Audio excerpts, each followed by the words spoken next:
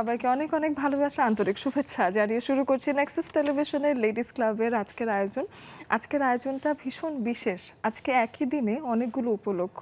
শুরুতেই দিন সম্পর্কে একটু জানিয়ে দিই। আজ 16 জুন 2024 খ্রিস্টাব্দ। যদি আপনি বাংলা মাসে চলে আসেন, আজকে আষাঢ় মাসের 2 নম্বর দিন শুরু হয়ে গেছে, বর্ষাকাল এসে গেছে। এবং সেটা ছাড়া আজ 8 জিলহজ 1445 হিজরি, এবং এটার কারণে আগামী 9 জিলহজ কিন্তু আমাদের কোরবানির ঈদ, আমাদের ত্যাগের ঈদ। ভীষণ আনন্দের এবং ত্যাগের একই সাথে খুব মহিমাপূর্ণ একটা ঈদের দিন আসতে যাচ্ছে। এবং আজকে ঈদের আগের দিন হিসেবে এই সন্ধ্যাটা আমরা খুব বিশেষভাবে কাটাবো বলেই চিন্তা করেছি।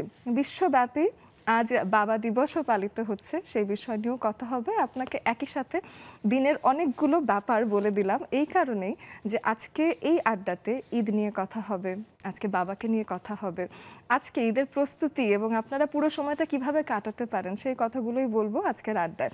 আপনারাও চলে আসতে পারেন। আমি অহনা তাসনিম খান আছি আপনাদের সাথে, এবং আমার সাথে আছে আপনাদের ভীষণ পছন্দের 3 জন মুখ, যাদেরকে আমরা এই সময়টাতেই দেখতে চাই। যে কোনো সময় তারা যখন আসবেন ঈদের এই সময়টাতে, বা যে কোনো সময় যখন তাদের চেহারা দেখি, আমার অ্যাটলিস্ট মনে হয় যে লাইফ সেভার একটা সিচুয়েশন হয়েছে, এবং আমরা অনেক কিছু জানতে পারবো, অনেক রকম প্রস্তুতি নিতে পারবো, তারা কি করছেন জানতে পারবো। 3 জন তারকা বন্ধু আছেন, চলুন পরিচয় করিয়ে দিই। শুরুতেই আছেন আমাদের সাথে আপনাদের সবার প্রিয় আলপনা হাবিব। তিনি একজন রন্ধন বিশারদ, তার কাছ থেকে রান্না দেখছি শিখছি, অনেক বছর হয়েছে। তার পাশে আছেন আমাদের সবার প্রিয়, তিনি একজন মডেল ছিলেন, তিনি একজন কোরিওগ্রাফার, তিনি এখন একজন ট্রেনার, তিনি নান আদার দেন বুলবুল টুম্পা। এবং তার পাশে আছেন আমাদের ভীষণ পছন্দের মিষ্টি একজন মানুষ, আফরোজা পারভিন আপু। তিনি চেয়ারম্যান উজ্জ্বলা ট্রাস্ট, এমডি এবং চেয়ারম্যান উজ্জ্বলা ফাউন্ডেশন এবং রেডার ফাউন্ডার। 3 জনকেই স্বাগত জানাচ্ছি। আপুর কাছ থেকে শুরু করি। আপু, কেমন লাগছে এসে লেডিস ক্লাবে? আমি কখনো আসিনি নেক্সাস টিভিতে, বাট আজকে প্রথম এসে খুবই ভালো লাগছে। আচ্ছা, চমৎকার। টুম্পা আপুর কাছে শুনি। আমার সবসময় ভালো লাগে, আমি অনেকবার এসেছি এবং আজকে এসে খুবই ভালো লাগছে। আমার পছন্দের 2 জন মানুষ বসে আছে, তার সাথে তোমাকে দেখে আমি মুগ্ধ, কারণ আমি যতক্ষণ তোমাকে দেখছিলাম তোমার মুখ থেকে হাসি যায় নাই। এটা অনেক পজিটিভ। এটা আপনাদের আসার কারণে একটা পার্শ্ব প্রতিক্রিয়া হতেই পারে। এটা অনেক ভালো একটা দিক, তাই না আফরোজা আপু? হাসির চেহারা অনেক ইম্পর্টেন্ট। না, আমি ভীষণ আপনাদেরকে দেখে খুব ইতিবাচক আমার মনে হচ্ছে, এবং আমার খুব এনার্জিও বেড়ে গেছে। আফরোজা আপুর কাছে এসে শুনি, আপু কেমন লাগছে? যেদিন থেকে নেক্সাস টেলিভিশন শুরু হয়েছে, কোনো না কোনোভাবে সেই মাস থেকে আমার আসা শুরু হয়েছে। যদিও অনেক মাঝে মাঝে আসি হয়তোবা, বাট প্রতিবার আসলে ভালো লাগে। এবং সবথেকে ভালো ব্যাপার হচ্ছে আমার অফিস আর বাসার ঠিক মাঝখানে, তো এটা আমার জন্য খুবই কনভিনিয়েন্ট হয়েছে, তো ভালো লাগছে এসে। আপনি সুযোগ করতে পারলে আমরা তো পারলে প্রতিদিনই আপনাকে ডেকে আনি। দেখা যায় যে 3 জনই ব্যস্ত মানুষ, 3 জনকেই আমরা ক্ষণে কালে ভদ্রে পাই। এবং এই আয়োজনটা আমাদের জন্য ভীষণ বিশেষ, কারণ সকল নারীরা এসে আমরা আসলে শুধুমাত্র যে সাজগোজ নিয়ে আলাপ করছি তা না, দেশের নানান রকম সমস্যা হোক, অর্থনৈতিক ব্যাপার হোক, সব কিছু নিয়ে আমরা আলাপ করতে পারি। এবং নারীদের যে আসলেই কত রকম জ্ঞান আছে, কত কিছু বিষয়ে, সেই জিনিসগুলো মানুষের সামনে চলে আসে। মনে হয় জানো, নারীর এক একজন নক্ষত্র। একদম আমার কাছে মনে হয় তাদের আল্লাহ অনেক অন্যরকম একটা শক্তি দিয়েছে, যে শক্তি দিয়ে তারা দুনিয়া জয় করছে। একদমই তাই। এবং নারীরা যদি আসলেই ঘরের পেছনেই রয়ে যেত, বা আমরা যদি সেই সময়ে বেগম রোকেয়া না আসতেন বা সুফিয়া কামাল আমাদের জন্য কাজ না করতেন, সেক্ষেত্রে দেখা যেত যে আসলে আমাদের দেশের এই উন্নয়নটা কিন্তু হতে পারত না। এখন আমাদের মাননীয় প্রধানমন্ত্রীও ভীষণ শক্ত হাতে কি সুন্দর করে দেশ চালাচ্ছেন। বাংলাদেশ কত উন্নত হতে যাচ্ছে, উন্নয়নশীল থেকে উন্নত হয়ে যাব আমরা খুব জলদি জলদি। সেই বিষয়েও কথা হবে। ঈদের একটা আমেজ, আগামীকালই ঈদ। আলপনা আপুর কাছে এসে আমি একটু জানতে চাই যে ঈদের আগের রাতটা আসলে আপনার জন্য কেমন কাটে? সাধারণ মানুষের থেকে অবশ্যই একটু ভিন্ন কাটে, কারণ আমি এখন পেশায় একজন কেটারার। কেটারার মানে এমন নয় যে বিয়েবাড়ির রান্না রাঁধছি, ফ্যাশনেবল কেটারার। বাড়িতে বাড়িতে ঈদের টেবিলে স্পেশাল খাবার আলপনা হাবিবের বাসার থেকে আসবে, কিছু কিছু জিনিস। তো অবভিয়াসলি নানা রকম অনুরোধের আসর, আপা আমার এইটা লাগবে, আপা আমার ওইটা লাগবে, মানে এইগুলো রাঁধতে রাঁধতেই আমি টায়ার্ড হয়ে যাই। বাট যেটা বলতে পারি যে ছোটোবেলার ঈদটা অনেক বেশি আনন্দের ছিল, অনেক এক্সাইটমেন্টের ছিল।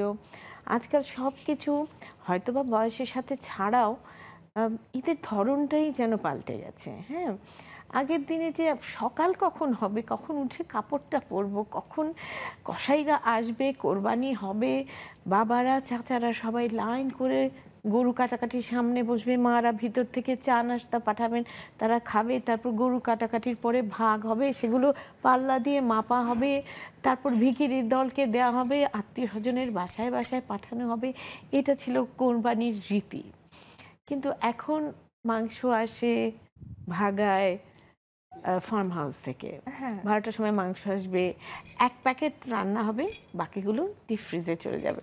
আগে আমরা যে বড় বড় হাঁড়িতে করে একটা সাদা মাংস, একটা ঝাল মাংস করে রোজ সেটাকে জাল দেওয়া হতো এবং সারা বাড়ি কোরবানির মাংসের গন্ধ এবং ঝুরা ঝুরা হয়ে যেত সেই মাংস, এবং যখন তখন যাওয়ার পথে আমরা একটা তুলে খেতাম, সেটার একটা আনন্দ ছিল। আজকাল এগুলো অনেক বদলে গেছে। আপনি যখন ওই যে আমাদের ব্যস্ততার যে চিত্রটা মুখে বললেন, আমি একদম চোখে যেন দেখতে পেলাম যে আসলেই তো, যে একটা সময় আসলে এই ঘটনাটা ঈদের সময় খুব মনে হতো যে কুরবানির ঈদ মানেই আসলে এই দৌড়াদৌড়ি হবে। কেউই যে সাজগোজ নিয়ে প্রচুর ভাবছে, সময়ই কোথায়, সময়ই নেই, শুধু একদম মাংস নিয়ে সব ব্যাপার স্যাপার। আমরা একটু আফরোজা আপুর কাছে এসে জানতে চাই, আপু ঈদের আগে তো আপনার ব্যস্ততা প্রচুর বেড়ে যাওয়ার কথা, এই সময়টা আসলে কেমন বোধ করেন? আমার ঈদের আগের দিন রাতে পুরো ঈদ হয়ে যায়। তার কারণ হচ্ছে যে আগের দিন খুব ভালো করে জানো যে আমাকে সালনগুলো খোলা থাকে কিন্তু 3টা 4টা অবধি। সো তখন অবধি আমার কিন্তু ভিজিট করতে হয়। তো এর মধ্যে মধ্যে আমি কি করি, একটা ভিজিট করি, বাসায় আসি, 2টা 3টা সেমাই আইটেম রাঁধি, আবার বের হয়ে যাই, যে আবার একটা ভিজিট করি। মানে ঠিক চেষ্টা করি ঈদে বাসায় ফিলটাও যেন বাচ্চা ফ্যামিলি সবার মধ্যে ওই ফিলটা থাকে যে হ্যাঁ কালকে ঈদ। আর রাতের মধ্যে আমাদের তো সব মানে মিষ্টি আইটেম সব রান্না হয়ে যেতে হবে, তা না হলে আমার বাবা সারা জীবন দেখেছি তিনি মন খারাপ করতেন। আর আমি রান্নাঘরে গেলে আমার বাবা আমার মাকে বলতেন একটু যাও না, একটু যাও না, কারণ সুগার কম দিবে, একটু যাও না, মানে আমি তো চিনি কম দিবই দিব। তো ওইটা যেন বন্ধ করানো যায়, একটু পেছন থেকে আমার মাকে পাঠাতেন। তো মাকে দেখেই শিখেছি। তো এখন যেটা হয় যে চেষ্টা করি যত শরীর খারাপ থাকুক বা ভালো থাকুক বা কিছু থাকুক, ব্যস্ততা থাকুক, মানে মিষ্টি আইটেমগুলো যেন আমার হাতের ছোঁয়া, কারণ এখন মা পারেন না, কিচেনের দিকে যেতেও পারেন না, ওনার রুম থেকে বের হওয়া নিষেধ। তো আমি যাই এবং আমি কাজটা করি এবং রাতের বেলা এই সব জায়গা ভিজিট করি এবং আমি সব আমার স্টাফদের সাথে খাওয়া দাওয়া করি রাতে, এবং এক এক জায়গায় এক এক ধরনের খাওয়া দাওয়া করি, ঘুরি, ওদের সাথে সময় কাটাই। এতে যেটা হয় যে ওরা ইন্সপায়ার হয়, বিকজ ওরা 3টা 4টা অবধি কাজ করে, ওদের এনার্জি হচ্ছে আমি। তো ওই এনার্জিটা পেলে ওরা তখন ভালো ফিল করে। লাস্ট রোজার ঈদে আমার অসুস্থতার জন্য আমি যেতে পারিনি, সবাই খুব মন খারাপ করেছে। তো তখন আমার মনে হয়েছে কি আমার ঈদটা হলো না। তো এবার আমি খুবই এক্সাইটেড যে ইয়েস আমার ঈদটা হবে। অলরেডি আমি একটা সালন ভিজিট করে চলে এসেছি। সো ইটস ঈদ মানে একটা, আমার মনে হয় যে আপা যেটা বললেন, রীতি রেওয়াজের একটা পুনরাবৃত্তি। যে আমাদের যে রীতি রেওয়াজটা ছিল, আমি কিন্তু এখনও ট্রেডিশনালি আমার বাড়িতে জোর করে আমি এবং আমার ভাই, আমার ভাইয়ের বউ, আমরা সবাই মিলে একদম পুরনো ট্রেডিশনই মেনটেন করি। মানে বাইরের মানুষ না, আমরা নিজেরা মাংসতে হাত দিব, নিজেরা সব গোছাবো, নিজেরা। এখনো আমার বাড়িতে বড় বড় চুলাতে বড় বড় পাতিলে রান্না হবে এবং ফ্রিজে মাংস ঢুকবে না, ঢুকলেও সেটাই কিন্তু একদম ওইভাবেই হবে এবং ওইটাই চলতে থাকবে। এবং ঈদের দিন কোনোদিন সকালে আমাদের বাড়িতে নর্মাল কোনো রান্না হয় না, একদম ভোরবেলা খিচুড়ি রান্না হয়ে যেতে হবে, কলিজা আসার সাথে সাথে এটা ভুনা হবে, খিচুড়ি দিয়ে কলিজা দিয়ে ব্রেকফাস্ট হবে। মানে এটা একদম ট্রেডিশন আমাদের এবং এটা আমরা এখনো ব্রেক করিনি। কি চমৎকার! মানে এই যে ঈদ মানেই আসলে এটা, যখন আবার ওই ফিলিংটা ফিরে পাওয়ার জন্য ফিলিংসটা হারাতে চাই না, বাচ্চাদেরও শেখাতে চাই যে তোমরাও এটা কন্টিনিউ করবে। একেবারেই তাই। যে পারিবারিক কিছু রীতিনীতি বা অনেক বছরের যে ট্র্যাডিশন, এটা আসলে নিজের কাছে রেখে দিতে পারা কি বড় যে একটা সমৃদ্ধির ব্যাপার। আমি বুলবুল আপুর কাছে আসি, টুম্পা আপুর কাছে এসে একটু জানতে চাই যে এই যে ঈদের আগে তো প্রচুর ব্যস্ততা যায়, কেমন ব্যস্ততা কাটলো? অনেক ব্যস্ততা গিয়েছে। আমার ফেস অফ বাংলাদেশ গিয়েছে 13 তারিখ, তো ওইটার 15 দিনের ট্রেনিং, তার মাঝখানে একটা শো গেছে ঢাকা ফ্যাশন ডে, যেটা সাকিব ভাই হাসছেন এবং সব সেলিব্রিটিরা ছিল, সেটার হেডেক সবচেয়ে বেশি ছিল আমার। অনেক মানে অনেক আমার যেতে হয়েছে রিহার্সালের জন্য, আমার ওটাকে প্র্যাকটিসের জন্য বা ওটাকে গুছানোর জন্য, কে কোন কাপড় পরবে, কার কোন কোথায়, সব কিছু মিলে অনেক ব্যস্ততা গিয়েছে। তার মাঝে আবার পরশুদিন আবার মেহেদির একটা ছিল, ওইখানেও গিয়েছি। ওটার সুবাদে হাতে একটু ঈদের মেহেদি হ্যাঁ, পরা হয়েছে। হ্যাঁ, বাচ্চারা আয়োজন করেছে। তো আমার কাছে মনে হয় কি নতুন যারা কাজ করতে চায়, নতুন যারা এই ফিল্ডে আসতে চায় বা কোনো কিছু করতে চায়, তখন না আমি এখানটায় যাই। কারণ হচ্ছে কি আমাদের দেখে ওরা উৎসাহ পাবে, একটু আরেকটু এগিয়ে যাবে আমাদের দেশটা, বা ওরা কাজ করার সাহসটা পাবে। এই জন্য আমি সবসময় নতুনদের পাশে দাঁড়াই। খুব ভালো লাগে, এটাতে আমি অনেক আনন্দ বোধ করি। আর আফরোজ আপু যেটা বললো যে ঈদের আগে ট্রেডিশন রান্নার, ওইটা আমাদের বাসায়ও হয়। যে নিজে আমার ভাই বোনরা সবাই নিজেই গরু কাটাকাটি করবে, তারপর রান্না করবে, তারপরে ঈদের আগের দিন শ্যামাই। আমার ভাইরা সকালবেলা মুখে শ্যামাই মিষ্টি মুখে না দিয়ে নামাজে যায় না। আর একটা জিনিস তো আমার সব সময় পছন্দ, আমি এখনো সালামি পেতে খুব পছন্দ করি। বাহ, সালামি মানে এটা পেতে পছন্দ করেন, কিন্তু আপনি কি পান সেটা?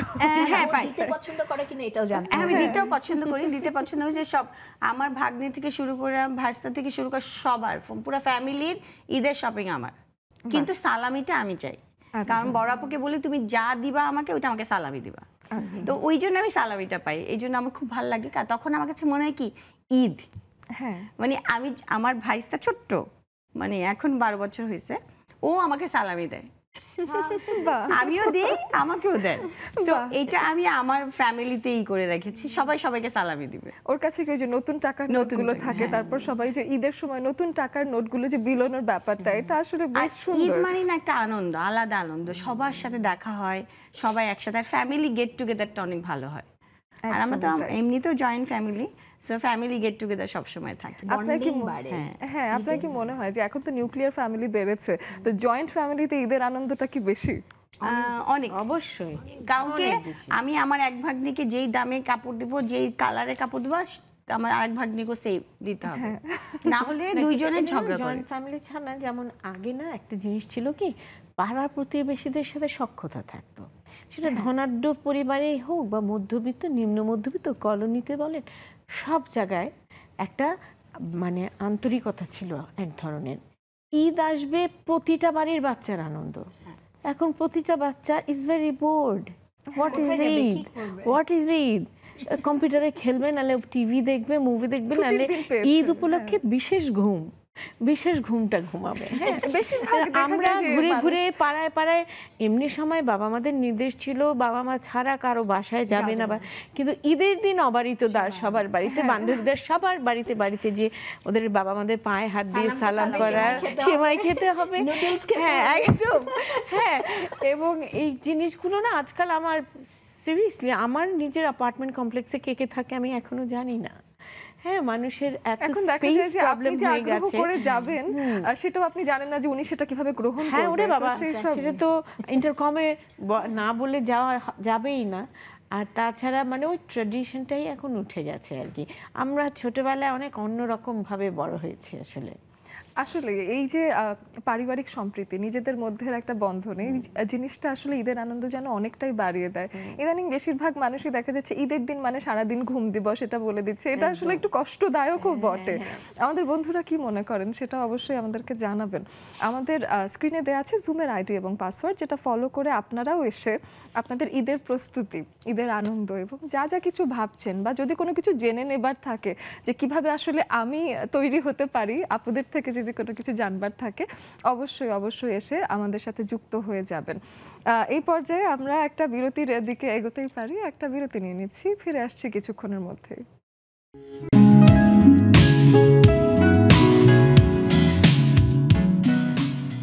সবাইকে আরও একবার স্বাগত জানাচ্ছি নেক্সাস টেলিভিশনের লেডিস ক্লাবের আড্ডায়, এবং আমাদের সাথে বিশেষ আপনাদের ভীষণ পছন্দের 3 জন তারকামুখ আছেন, এবং তাদের কাছ থেকে আপনারা জেনে নিতে পারেন ঈদ এলো কি করবেন আপনারা। আজকের বিষয় এটা, ঈদ এলো কি করি, বেশ সুন্দর একটা বিষয়। এবং সেই বিষয়ে আমরা যখন কথা বলছিলাম, পুরনো বিষয়ে ফেরত যাচ্ছিলাম, সেই সময় একটা প্রশ্ন বরাবরই আসে যখনই আমি দেখি যে টুম্পা আপু আছে, আফরোজা আপু আছে, আমাদের সাথে আজকে আলপনা আপু আছে, সবাই মিলে যখন আমরা থাকি, মাঝে মাঝেই দেখা যায়, আজকে টুম্পা আপুর জন্য প্রশ্নটা, সেটা হলো যে যত দিন যাচ্ছে, মানুষ তো বলে যে দিন গেলে আসলে বয়স বাড়ছে, তো বয়স বাড়লে সৌন্দর্য কিভাবে বাড়ে? সৌন্দর্য, মানুষের সৌন্দর্য এভারগ্রিন, যেমন এই কথাটা আমার অনেক শুনতে হয় আপু, এভারগ্রিন কিভাবে। সেদিন সাংবাদিকরাও একজনের কোশ্চেন করে আবার আমার কাছে কানে কানে আরেকজন মেয়েকে দিয়ে বলানো হয়েছে, মেয়ে সাংবাদিককে দিয়ে, যে সাহস পাচ্ছে না। তখন আমি বললাম ইনার বিউটি বলে একটা কথা আছে, যার মন সুন্দর সে সবসময় সুন্দর, তার সাথে সাথে সবসময় পজিটিভ থাকতে হবে। তুমি যদি পজিটিভ থাকো, তোমার যদি মন সুন্দর থাকে, তুমি যদি সবাইকে ভালোবাসা দাও, সবাই তোমাকে ভালোবাসা দেয়, তখন না ভিতর থেকে একটা আনন্দ কাজ করে, সেটাই কিন্তু মানুষকে সৌন্দর্য বিরাজ করে থাকে, তাই না আপু? বাহ বাহ। হ্যাঁ, অনেক। এবং সঙ্গে আল্লাহকেও ভালোবাসতে হবে, আল্লাহ তোমাকে ভালোবাসবে, সবার ভালোবাসায়। সো পজিটিভ হচ্ছে তুমি সুন্দর থাকো মন থেকে। বাহ, তাহলে একদম ভেতর থেকে আসলে কিভাবে সুন্দর থাকা যায় সেই বিষয়ে মানুষ একটা সাজেশন পেল। সৌন্দর্য নিয়ে কাজ করেন আফরোজা আপু বছর বছর ধরে, তা আমি তার কাছে একটু জানতে চাই যে এই যে লম্বা সময় ধরে সৌন্দর্য ধরে রাখার যে একটা রহস্য আপনার আছে, আমরা দেখতেই পাচ্ছি সেটা। আমি তার কথার ফ্যান।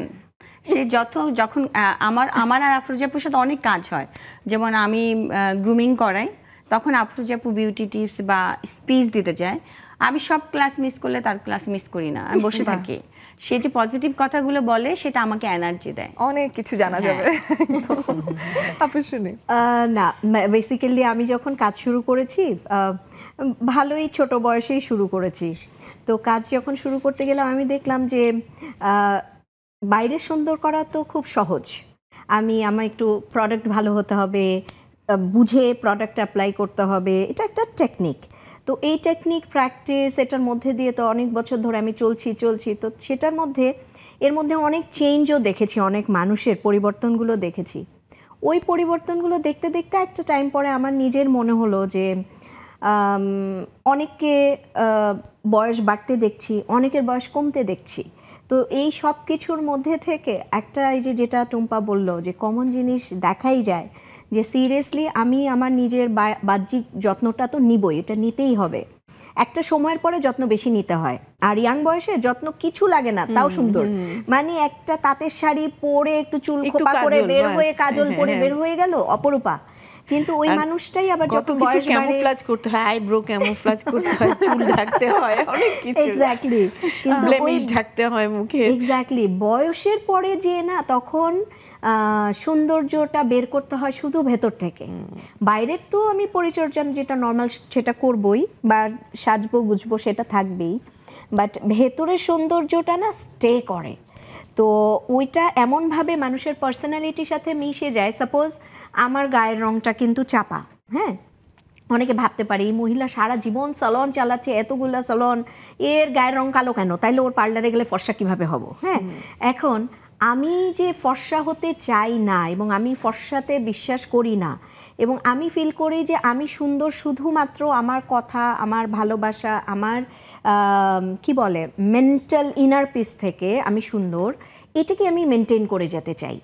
বাহ্যিক সৌন্দর্য কিন্তু একটা বয়সের পরে যে নাই হয়ে যাবে, আমি হয়তো বা 80 ইয়ার্স হয়ে যাওয়ার পরে আমার ওই সৌন্দর্য কিছু দেখা যাবে না, ওটা আরেকটা বিউটি আসবে। প্রতিটা বয়সের একটা সৌন্দর্য আছে, নিজস্ব কাঠামো আছে, সেই কাঠামোর সৌন্দর্যকে তো অ্যাকসেপ্ট করে নেওয়াটা এবং ওটাকেই সবার সামনে গ্রহণযোগ্য করে তোলাটাই হচ্ছে আমাদের কাজ। তো ওটা তখনই হয় যখন আমার ভেতরের পার্টগুলো সুন্দর থাকবে, আমি সুন্দরভাবে দেখতে শিখব। আমি প্রতিটি যে কথাই বলুক না কেন, ওই কথাটা দুটো মিনিং বের হয় অলওয়েজ। আমি যত সুন্দর কথাই বলি ওটার নেগেটিভ মিনিংও থাকে, পজিটিভ মিনিংও থাকে। আমাকে শিখতে হবে পজিটিভ মিনিংগুলো আমি কিভাবে নিতে পারি। আমি যত পজিটিভ মিনিং নিব, কেউ যদি আমাকে নেগেটিভও বলে আমি কিন্তু পজিটিভটাই নিব, সাথে সাথে আমার এক্সপ্রেশন সুন্দর হয়ে যাবে, আমি একটা সুন্দর হাসি দিব, আমি অফ হব না, আমি একটা নাইস মুডে থাকবো, কেউ চাইলেও আমাকে স্পয়েল করতে পারবে না। মানে this is the inner part of this. আর যদি অনেকেরই আমার বন্ধু বান্ধবের মধ্যে দু একজনকে আমি দেখেছি যারা সব কিছু থেকে খালি নেগেটিভ খুঁজে, এবং আমি দেখেছি ওরা সিরিয়াসলি ওদের রিঙ্কলস বেশি এসে গেছে, ওরা মুটিয়ে গেছে, ওদের অনেক প্রবলেম হচ্ছে, ফিজিক্যালি ওরা খারাপ হয়ে যাচ্ছে। তার রিজনটা কি? সাপোজ আমি বললাম ভাই তুমি ভালো আছো নাকি, অনেক দিন তো দেখি না। বলবে এই তো আমাকে অনেক দিন দেখে না মানে কি, তার মানে আমি নাই হয়ে গেছি, হ্যাঁ এখন তো আমাকে আরো বেশি বেশি দেখা যেতে হবে। এই যে একটা টেনশন নিয়ে ফেললো, একটা প্রেশার নিয়ে ফেললো। একই কথা কিন্তু কত ভাবে আমরা নিতে পারি। আসলে মেইন ইস্যুজই হচ্ছে আমি সুন্দর থাকতে চাই, আর সব থেকে বড় কথা আমি নিজে বিউটি অ্যান্ড গ্রুমিং সেক্টরে কাজ কন্টিনিউ করার এটা একটা বিষয় ছিল, আজও বলিনি আজকেই বলি। সেটা হচ্ছে আমার মনে হয়েছে আমি এই পার্টে কাজ করলে আমি নিজে সুন্দর থাকতে পারবো। Why not? চমৎকার, বেশ ভালো আমি একটা চিন্তা তোমাকে কিন্তু। বললাম না যে আফরোজাপুর সাথে বসলে একটা পজিটিভ ভাইব পাওয়া যায়। বাহ। এই যে দেখো কত সুন্দর করে এতগুলি কথা বললো, বুঝিয়ে আমরা বুঝিয়ে বুঝতে এত সুন্দর করে, মানে এইটা না আমি সবসময় পজিটিভলি নেই যে একটা মানুষ এত সুন্দর করে কথা বলে, সেই কথাটা যখন মানুষ তো অনেকভাবে কথা বলে, যখন পজিটিভলি কথা বলে সুন্দর করে তখন নিতে ভাল লাগে, শুনতে ভাল লাগে, ওইটা অনেক দিন নিজেকে পজিটিভ ভাইব দেওয়া যায়। বাহ, চমৎকার। এখন আলপনা আপুর কাছে এসে এই বিষয়টা নিয়েই জানতে চাই।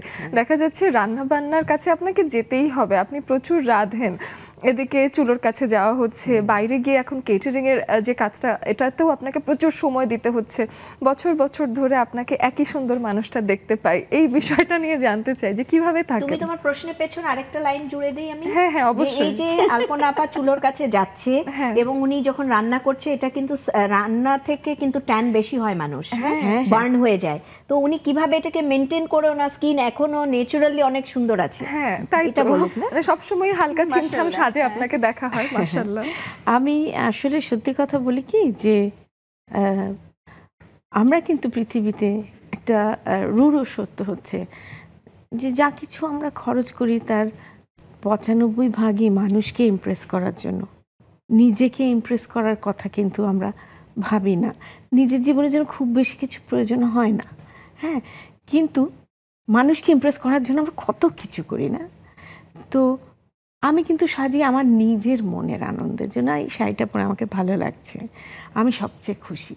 তারপর কার কেমন লাগলো সেটা আমার কিছু যায় আসে না। হ্যাঁ, তো আমার কথা হলো যে সবার জীবনে যে ওরা বললো যে নিজেকে ঠিক রাখতে হবে, নিজেকে ভালো রাখতে হবে, পজিটিভ থাকতে হবে, সবার জীবনের সব পরিস্থিতি যে সবাইকে খুব পজিটিভ রাখা সহজতর করে তা কিন্তু না। এটা একটা খুব আপেক্ষিক বিষয়, একটা কঠিন বিষয়। তার মধ্যেও নিজের মনকে সেলফ কাউন্সিলিং করে, ধরেন বয়স এমন একটা জিনিস, বয়সের সাথে সাথে মানুষের ভিতরে প্যানিক ডিসঅর্ডার আসে। আগে যত বড় কাজের চাপ নিতে পেরেছি, এখন হাঁপিয়ে উঠি, ভয় লেগে যায়, হ্যাঁ, কিন্তু তারপরেও মনে সাহস দিতে হয় যে না আমি পারবো, পেরে যাই, মনে হয় যতদিন পারবো করে যাই। তারপর একটা সময় হয়তো বা আসবে যখন ছেড়ে দেব। হ্যাঁ, তো ওই জন্যই আমি বলি আমি নিজে সবচেয়ে আনন্দিত হই নিজেকে দেখতে যদি ভালো লাগে। হ্যাঁ, অনেক সময় মানুষ ডিপ্রেশনে থাকে যারা কোনো নিজের ব্যাপারে খেয়াল নেই, বাট একটা সুন্দর স্নানের পর নিজেকে একটু ভালোভাবে রাখলে নিজের মনটাই কিন্তু সবচেয়ে আনন্দিত হয়। এইভাবে নিজেকে পজিটিভ রাখা যায়। বাহ বাহ, চমৎকার। আমার তো মনে হলো যে আরো শুনেই যাই, একদম মন্ত্রমুগ্ধের মতো আসলে শুনলাম। দুইজনই খুব সুন্দর কথা বললেন। তিনজনই খুব সুন্দর কথা বললেন। আমি শিখি। আমার না একটা পজিটিভ দিক আছে, সেটা হচ্ছে আমি না যখনই যেখানে বসি তখন শিখতে থাকি, মানে ওনার আলাদা এত সুন্দর কেন, কেন তার আলাদা এত, মানে আমাকে টানছে, তো ওই জিনিসগুলো আমি শেখার চেষ্টা করি। এই জন্য আমার খুব এত ভালো লাগে। সাকসেসফুল তুমি, কারণ যে মনে করে যে আমি সব শিখে বসে আছি সে সেখানেই শেষ হয়ে যায়। শেখার কোনো মানে life is a learning process. আমরা শিখতে শিখতেই মরবো। একেবারেই তাই। এবং আমাদের অনেক বন্ধুরা আজকে জুমের মাধ্যমে আমাদের সাথে যুক্ত হয়ে নানান কিছু শিখতে আসতে চাইছেন। ঈদ এলো, কি করি, এই বিষয়টা মাথায় আসলে ঈদের যে প্রস্তুতি, কোরবানির ঈদ মানেই একটা আলাদা রকম প্রস্তুতির বিষয় আছে, সেগুলো নিয়ে জানবো, শুনবো। আপনারাও একটা প্রস্তুতির ভেতরে আছেন, সেটাই আমার বিশ্বাস। আমাদের স্ক্রিনে দেওয়া আছে জুমের আইডি এবং পাসওয়ার্ড, যেটা ফলো করে আপনারা এসে আমাদের সাথে কথা বলতে পারেন। আলপনা আপুর কাছে আরেকটু বিষয়টা নিয়ে আসি, রান্নার ম্যানেজমেন্টটা যেহেতু এসেই গেল, আমি একটু জানতে চাই যে কোরবানির ঈদে যেহেতু কাজও বেশি থাকে, দেখা যায় যে আমাদের কোরবানি হয়ে যাওয়ার পরে দেখা যায় যে মাংসের একটা ম্যানেজমেন্ট আছে, আগের দিন কি কি প্রস্তুত করে রাখেন, কিভাবে গুছিয়ে রাখেন? আচ্ছা, আমার জীবনের তো আসলে ধাপে ধাপে। ছোটবেলায় আমরা কলোনিতে থাকতাম, বাবাদেরকে দেখতাম তখন পাড়ার কসাই চলে আসতো, একদম প্রতি বছর সুন্দরভাবে মাংস কেটে মা করতেন। হ্যাঁ, বড় হয়ে আমার বাবা মারা গেছেন যখন আমি ক্লাস 8-এ পড়ি। আমার বোন একেবারে রিল্যাক্টেন্ট ঘর সংসারের কাজে, আমরা 2 বোন, আর ভাই তো আরও। সো আমি আমার মায়ের সঙ্গী ছিলাম। হ্যাঁ, গরু কেনা থেকে শুরু করে কসাই খবর দিয়ে এনে কসাইকে দিয়ে মাংস কাটিয়ে সব বিলি বন্টন আমি করতাম, এবং বিয়ের পরে শ্বশুর বাড়িতে এসে সবাই শখ করে গরু কিনে আনবে, জবাইটা হবে, সবাই যে যার মতো জায়গায় গিয়ে ঘুমিয়ে পড়বে, আমি ম্যাক্সি পরে ডাইভ দিয়ে পড়বো মাংসের উপরে। তখন মাংস কোনটা কিভাবে কাটা হবে, কিভাবে রাখা হবে, কাকে কতটুকু বিলি বন্টন, সেগুলো হতো। তো যেটা সবচেয়ে জরুরি জিনিস সেটা হচ্ছে কোরবানির জন্য ছুরিগুলোকে, বটিগুলোকে ধারিয়ে রাখা। আমার যেই জায়গাটায় কোরবানির মাংস ছড়াছড়ি হবে সেই জায়গায় একটা প্রলেপ, হয় চাটাই নয় একটা এই রেক্সিনের বা প্লাস্টিক হোয়াটএভার, যাতে ওই জায়গাটাকে আবার আমরা তাড়াতাড়ি পরিষ্কার করে ফেলতে পারি। তৃতীয়ত হচ্ছে কোরবানি মাংস সংরক্ষণ। কোরবানি মাংস সংরক্ষণ মানুষ কি করে, প্যাকেট প্যাকেট করে ডিপ ফ্রিজে ভরে রাখে, তারপরে সেই মাংস তুলে বের করা এক যুদ্ধ, সেই বস্তার থেকে এক প্যাকেট থেকে আরেক প্যাকেট বের করা আরেক যুদ্ধ। আমি খুব সুন্দর সহজ একটা সলিউশন বের করেছি। পুরনো খবরের কাগজ মোটা মোটা করে 2 কেজি করে প্যাকেট করে মোটা করে পেপার দিয়ে পেঁচিয়ে, এইবার পেপারের প্যাকেটগুলো স্ট্যাক করে রাখলে বরফেও কিন্তু ওইটা একটার সাথে একটা আটকায় না, ফলে এক প্যাকেট বের করে নিতে আমার খুব সহজ হয়। হ্যাঁ, আমি এটা সংরক্ষণের কথা বলছি। তারপরে প্রস্তুতি কি, মশলাগুলো আগের দিন বাটিয়ে রাখলে, রেডি করে রাখলে, ওই দিন কোরবানি আসার গোশ আসার সাথে সাথেই প্রথমেই চলে গেল চুলায়। হ্যাঁ, সো এই জিনিসটা সহজ হয়। আর মানে একজন মানুষকে অন্তত টেক ওভার করতে হবে টাইম ম্যানেজমেন্টটা মাথায় রেখে। আমি সারাদিন যদি মাংস নিয়েই পড়ে থাকি আমার ঈদটাই মাটি হয়ে যাবে। সো একটা টাইমটাকে একটা নির্দিষ্ট, যেমন আমার বাসায় আগে এক সময় ফুল গরু আসতো, ওই যে আমার ডাইভ দেওয়ার ব্যাপারটা ছিল, তারপরে এই স্টেকের মাংস এমনি কাটবি, এইটা টিকিয়ার মাংস থাকবে, এটা ভুনা হবে, হ্যাঁ, নানা রকম ডিরেকশন থাকতো আমার কসাইকে। হ্যাঁ, কিন্তু এখন না অর্ধেক মানুষ চলে গেছেন পরিবার থেকে, শ্বশুর চলে গেছেন, আমার মা আমাদের সাথে ছিলেন, উনি চলে গেছেন, পরিবার ছোট হয়ে গেছে, হেলথ কনসিয়াস হয়ে গেছে, সবাই এত রেড মিট সবাই খায় না, ফ্রিকুয়েন্টলি খায় না। সো অত বেশি কোরবানির মধ্যে আমরা অত বেশি কোরবানি দিই না। 2 ভাগা আসলো, কাজের লোকরা একটু বছরে আশা করে বসে থাকে, তাদের জন্য কিছু ভাগ আত্মীয় স্বজনকে দিই না, ওদের ভাগটা মাত্র কাজের লোক দিয়ে দিই। আত্মীয় স্বজন সবাই এত কোরবানি দেয়, তাদের বাসায় মানে বোঝার উপর শাকের আটি আর কি।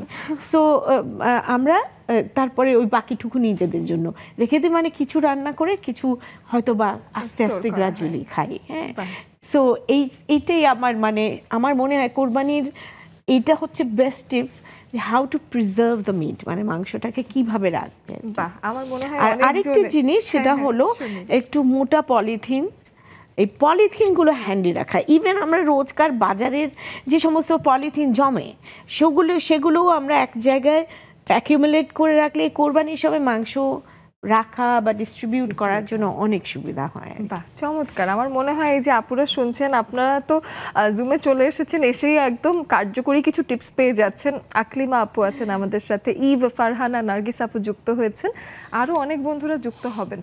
সবার কাছ থেকেই শুনবো যে ঈদের প্রস্তুতির সময়টা কিভাবে আরেকটু সহজভাবে আমাদের জীবনের সাথে গতিশীল করে নেওয়া যায়, সেই বিষয়গুলো নিয়ে আবার আসবো একটা বিরতির পর। আমাদের সঙ্গেই থাকুন।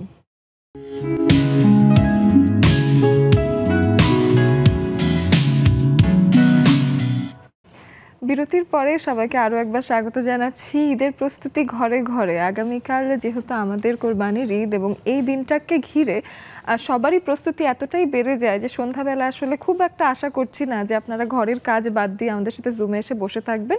তারপরে লেডিস ক্লাবকে ভালোবেসে আপনারা অনেকেই এসেছেন এবং অনেকেই আসার জন্য গোছগাছ করছেন যে আরেকটু তাড়াতাড়ি কাজ শেষ করি, যাতে তাড়াতাড়ি চলে আসতে পারি। তাদের জন্যই স্ক্রিনে জুমের আইডি এবং পাসওয়ার্ডটা দেওয়া আছে।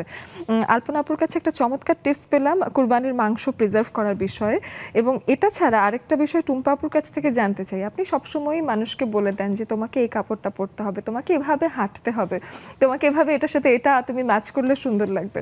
সেই মানুষটা ঈদের সময় নিজের সকালটা কিভাবে সাজায় সেটা আমি জানতে চাই। ঈদের সকালটা আমি অনেক কাজ করা হয়, তো আমি একটু 10টা 11টা পর্যন্ত একটু ঘুমাই। ঘুম থেকে উঠে তারপরে সবার সাথে সময় কাটে, শাওয়ার টাওয়ার করে একটা আরামদায়ক কাপড় পরি। কি ধরনের রং, কি ধরনের কাপড়, আমি সেগুলো একটু দিনের জানতে বেলা চাই। একটু হালকা কালার পরার চেষ্টা করি বাসার মধ্যে, আর রাতের বেলাতে একটু ডার্ক কালার পরি। তো একটু আরামদায়ক কাপড় পরি। আর আমার ভালো লাগে সারাদিন বাসায় থাকতে, কারণ আত্মীয় স্বজন আসে, ভাগনা ভাগ্নিরা আসে, যেহেতু জয়েন্ট ফ্যামিলি, অনেক আত্মীয় স্বজন আসে আমাদের বাসায়। সবার সাথে সময় কাটাই, সবার গল্প শুনি, সবাই খাওয়া দাওয়া করে একসাথে। আমাদের এখনো মানে আব্বু আম্মু থাকতে যেই বড় হাঁড়িতে রান্না হতো, এখনো সেরকম বড় হাঁড়িতে রান্না হয়, যেহেতু জয়েন্ট ফ্যামিলি আমরা একসাথে থাকি। বাহ, তো ভাল লাগে আমার। এখনো যে আপনারা জয়েন্ট ফ্যামিলির এই কালচারটা ধরে রাখতে পেরেছেন, নিজেরা একত্রে একসাথে থাকার একটা ব্যবস্থা এখনো করতে পেরেছেন। জীবনযাত্রা কিন্তু মানুষের পরিবর্তিত হচ্ছে, সবাই আসলে নিজের সুবিধা মতো নিজের মতো করে সংসার গুছিয়ে ফেলছেন। তার ভেতরেও আপনারা যে জয়েন্ট ফ্যামিলির এই যে রীতিটা বজায় রেখেছেন, এটা বেশ সুন্দর একটা ব্যাপার। ভালো লাগে। আমরা আসলে সব ভাই বোন, এই যে একজনের যদি একটু অসুস্থ হয় সবাই টেনশনে থাকে, সবাই একটা টেনশন ফিল করে। কিন্তু জয়েন্ট ফ্যামিলি যেমন অনেক হয় না যে অনেক ইয়ে হয় আপু, কথা কাটাকাটি হয়, Conflict হয়, হ্যাঁ কনফ্লিক্ট হয়, আবার ওই রকম একটা ভালোবাসাও থাকে। আমি বিপদে আপদে সবকিছুতে আমি আনন্দে। যেহেতু আমরা ভাই বোনরা বড় হয়েছি, অনেক আগেই চাইলে আমি বাসা থেকে ছেড়ে আমি আলাদা থাকতে পারতাম, চলতে পারতাম, কিন্তু না, আমার না কেন জানি আমার ভাই বোন ছাড়া থাকতে ইচ্ছা করে না। মানে যত কিছু হোক আমার ফ্যামিলি অন্যরকম, আমি ফ্যামিলির সাথে। এবং এটা আফরোজা আপু জানে যে আমি এখনো আমার ভাই ছাড়া আমি কোথাও যাই না, এখনো নিচে গাড়িতে আমার ভাই বসে আছে। বাহ, কি চমৎকার। এবং আপনি যেটা বললেন সেটার সাথে আমি একটু সম্পর্ক করতে পারি। যেমন আমার ছোট ভাই সারা জীবন ও আমাকে মারবে, ও আমার সাথে মারামারি করবে, কিন্তু আমাকে কেউ কিছু বললে ও আবার একদম সাথে সাথে গিয়ে ছুটে চলে আমার যাবে। ছোট ভাইয়ের সাথে সারাক্ষণ আমার লাগবে, টম এন্ড জেরি আমি আরো, বাহ। কিন্তু দুজন ছাড়া থাকতে পারি না, সারাক্ষণ টম এন্ড জেরি। তো এই যে পারিবারিক এই যে বন্ধন, what is life without a family, আসলে ফ্যামিলির ভেতরকার বন্ডিংটা খুবই গুরুত্বপূর্ণ। আফরোজা আপুর কাছেও জানতে চাই, আপু ঈদের সকালের সাজটা, এই কোরবানির ঈদে ঈদের সকালের সাজটা কেমন ভেবে রেখেছেন? কি করবেন, কি পরবেন? আচ্ছা, ঈদের কথা বললে আমার একটা ফিল আসে, ওটা আমি বলতে চাই। জি, ঈদের সব থেকে সুন্দর সময় হচ্ছে ঈদের ভোর। মানে যখন সুবে সাদিক হয়, আজানের পরে তুমি যদি নামাজটা পড়ে শাওয়ারটা নিয়ে এসে বারান্দায় দাঁড়াও, তুমি যে স্মেল পাবে বাতাসে, মানে ঈদের যে একটা আনন্দ, সমস্ত আনন্দই বাতাসটাতে থাকে, এবং এটা একটা আলাদা আনন্দ। ওই আনন্দটা না ঈদ ছাড়া, ঈদের ওই 2 দিন ছাড়া আর পাওয়া যায় না সামহাও। আমি ফিল করতে পারি। কোরবানির সময় একটু খারাপ লাগে কি, গরু গন্ধটা থাকে, ছাগলগুলো গরু কাঁদতে ছাগল কাঁদতে থাকে থাকে। কাঁদতে থাকে, ওইটা আমার খুব খারাপ লাগে। আসলেই তাই। তো ঈদের সকালে তোমার ওই শাওয়ারটা করে একদম রেডি হয়ে যেতে হবে, কারণ আমার বাবার হচ্ছে নিয়মই ছিল বাড়িতে যে উনি নামাজে যাওয়ার আগে আমাদেরকে রেডি দেখবেন। মানে উনি দেখবেন যে আমরা রেডি, একদম কাপড় চোপড় পরে সুন্দর করে রেডি, আর উনি নামাজ পড়ে এসে দেখবেন আমরা সাজগোজ করেও রেডি। এটা শুধু যদি ঈদের এটা না দিনেই হতো সম্ভব। তাহলে উনি মন খারাপ করতেন এবং বিরক্ত হতেন। তো আমরা তো বুঝেই গেছি, ছোটবেলা থেকে তো ওগুলো শিখেই এসছি। তো দেখা যেত বেশিরভাগ মন খারাপের কারণ আমার মা হয়ে যেতেন। হ্যাঁ, উনি তখন রাগ দেখাতেন, আমি তো কিচেনে আছি, আমার তো কাজ শেষ হতে হবে, না হলে এখনই কিভাবে পড়ি, মানে এগুলো ডিস্টার্ব হতেন। আমরা আবার বলতাম আচ্ছা ঠিক আছে আমরা আছি, আপনি যান না, মানে এরকম করে ম্যানেজ করা হতো। তো সকালের হলে আমার যেটা মনে হয় যে আমি সকালে একদম পরিপাটি হয়ে সবার প্রথমে, স্পেশালি কোরবানির ঈদ হলে তো কোনো কথাই নেই, চুলটাকে সবার আগে ব্লো ড্রাই করে একদম ভালো করে আটকে রাখা, মানে ওটাকে সকালবেলা নিট করে চুলটাকে আটকে নেওয়া। তারপরে একদম লাইট একটা মানে বেস করে ফেলা, মানে যেটা খুবই কম্প্যাক্ট পাউডার দিয়ে একটা বেস করা, একটু কনসিলার দিয়ে, একটু ব্লাশন লাগানো, লিপস্টিক আর মাস্কারা, মানে এই এতটুকু, চোখ ভরে কাজল, কারণ আমি কাজল ছাড়া আমাকে ভূতের মতো লাগে আর কি, বা মরা মরা লাগে, মনে হয় যে আমার প্রাণ নেই, এটার কারণে কাজলটা পরে ফেলি। আপুর মতো কাজল ছাড়া আমার প্রাণ মনে হয় না। কাজলটা পরে বাস এবার ওই সকালে সব থেকে কমফোর্টেবল কাপড়টা পরে ফেলি, লাইট কালারের কাপড়, যেটাতে আমি বুঝবো আমাকে দেখতে ভালো লাগছে, আরাম লাগছে। আরাম। সো এরকম আরাম ফিলের একটা কাপড় পরে এবং ফেলি। আপনাকে দেখে যেতে মানুষের চোখেও শান্তি লাগে, এরকম একটা রং। বেসিক্যালি ওইটাই তো ইম্পর্টেন্ট। আমি কিন্তু আমার জন্য সাজি, খুব অল্প সময় নিজেকে দেখতে পাই, পুরো সময়টা সবাই আমাকে দেখে, তো সবাই আমাকে দেখতে যেয়ে যেন বিরক্ত না লাগে, মানে অশান্তি না লাগে। একটা লাল রঙের কাপড়, মনে করো অনেক চকচকে অনেক কিছু আছে, কতক্ষণ আমাকে তুমি সহ্য করতে পারবে, কিন্তু মনে করো কিছু নাই, একটা সাদা রঙের কাপড়, তুমি আমাকে সারাক্ষণ দেখতে পারবে, তোমার অশান্তি কম লাগবে। তো একটু ওটা মাথায় রেখেই তোমার সাজগুলোকে নেওয়া হয় আর কি।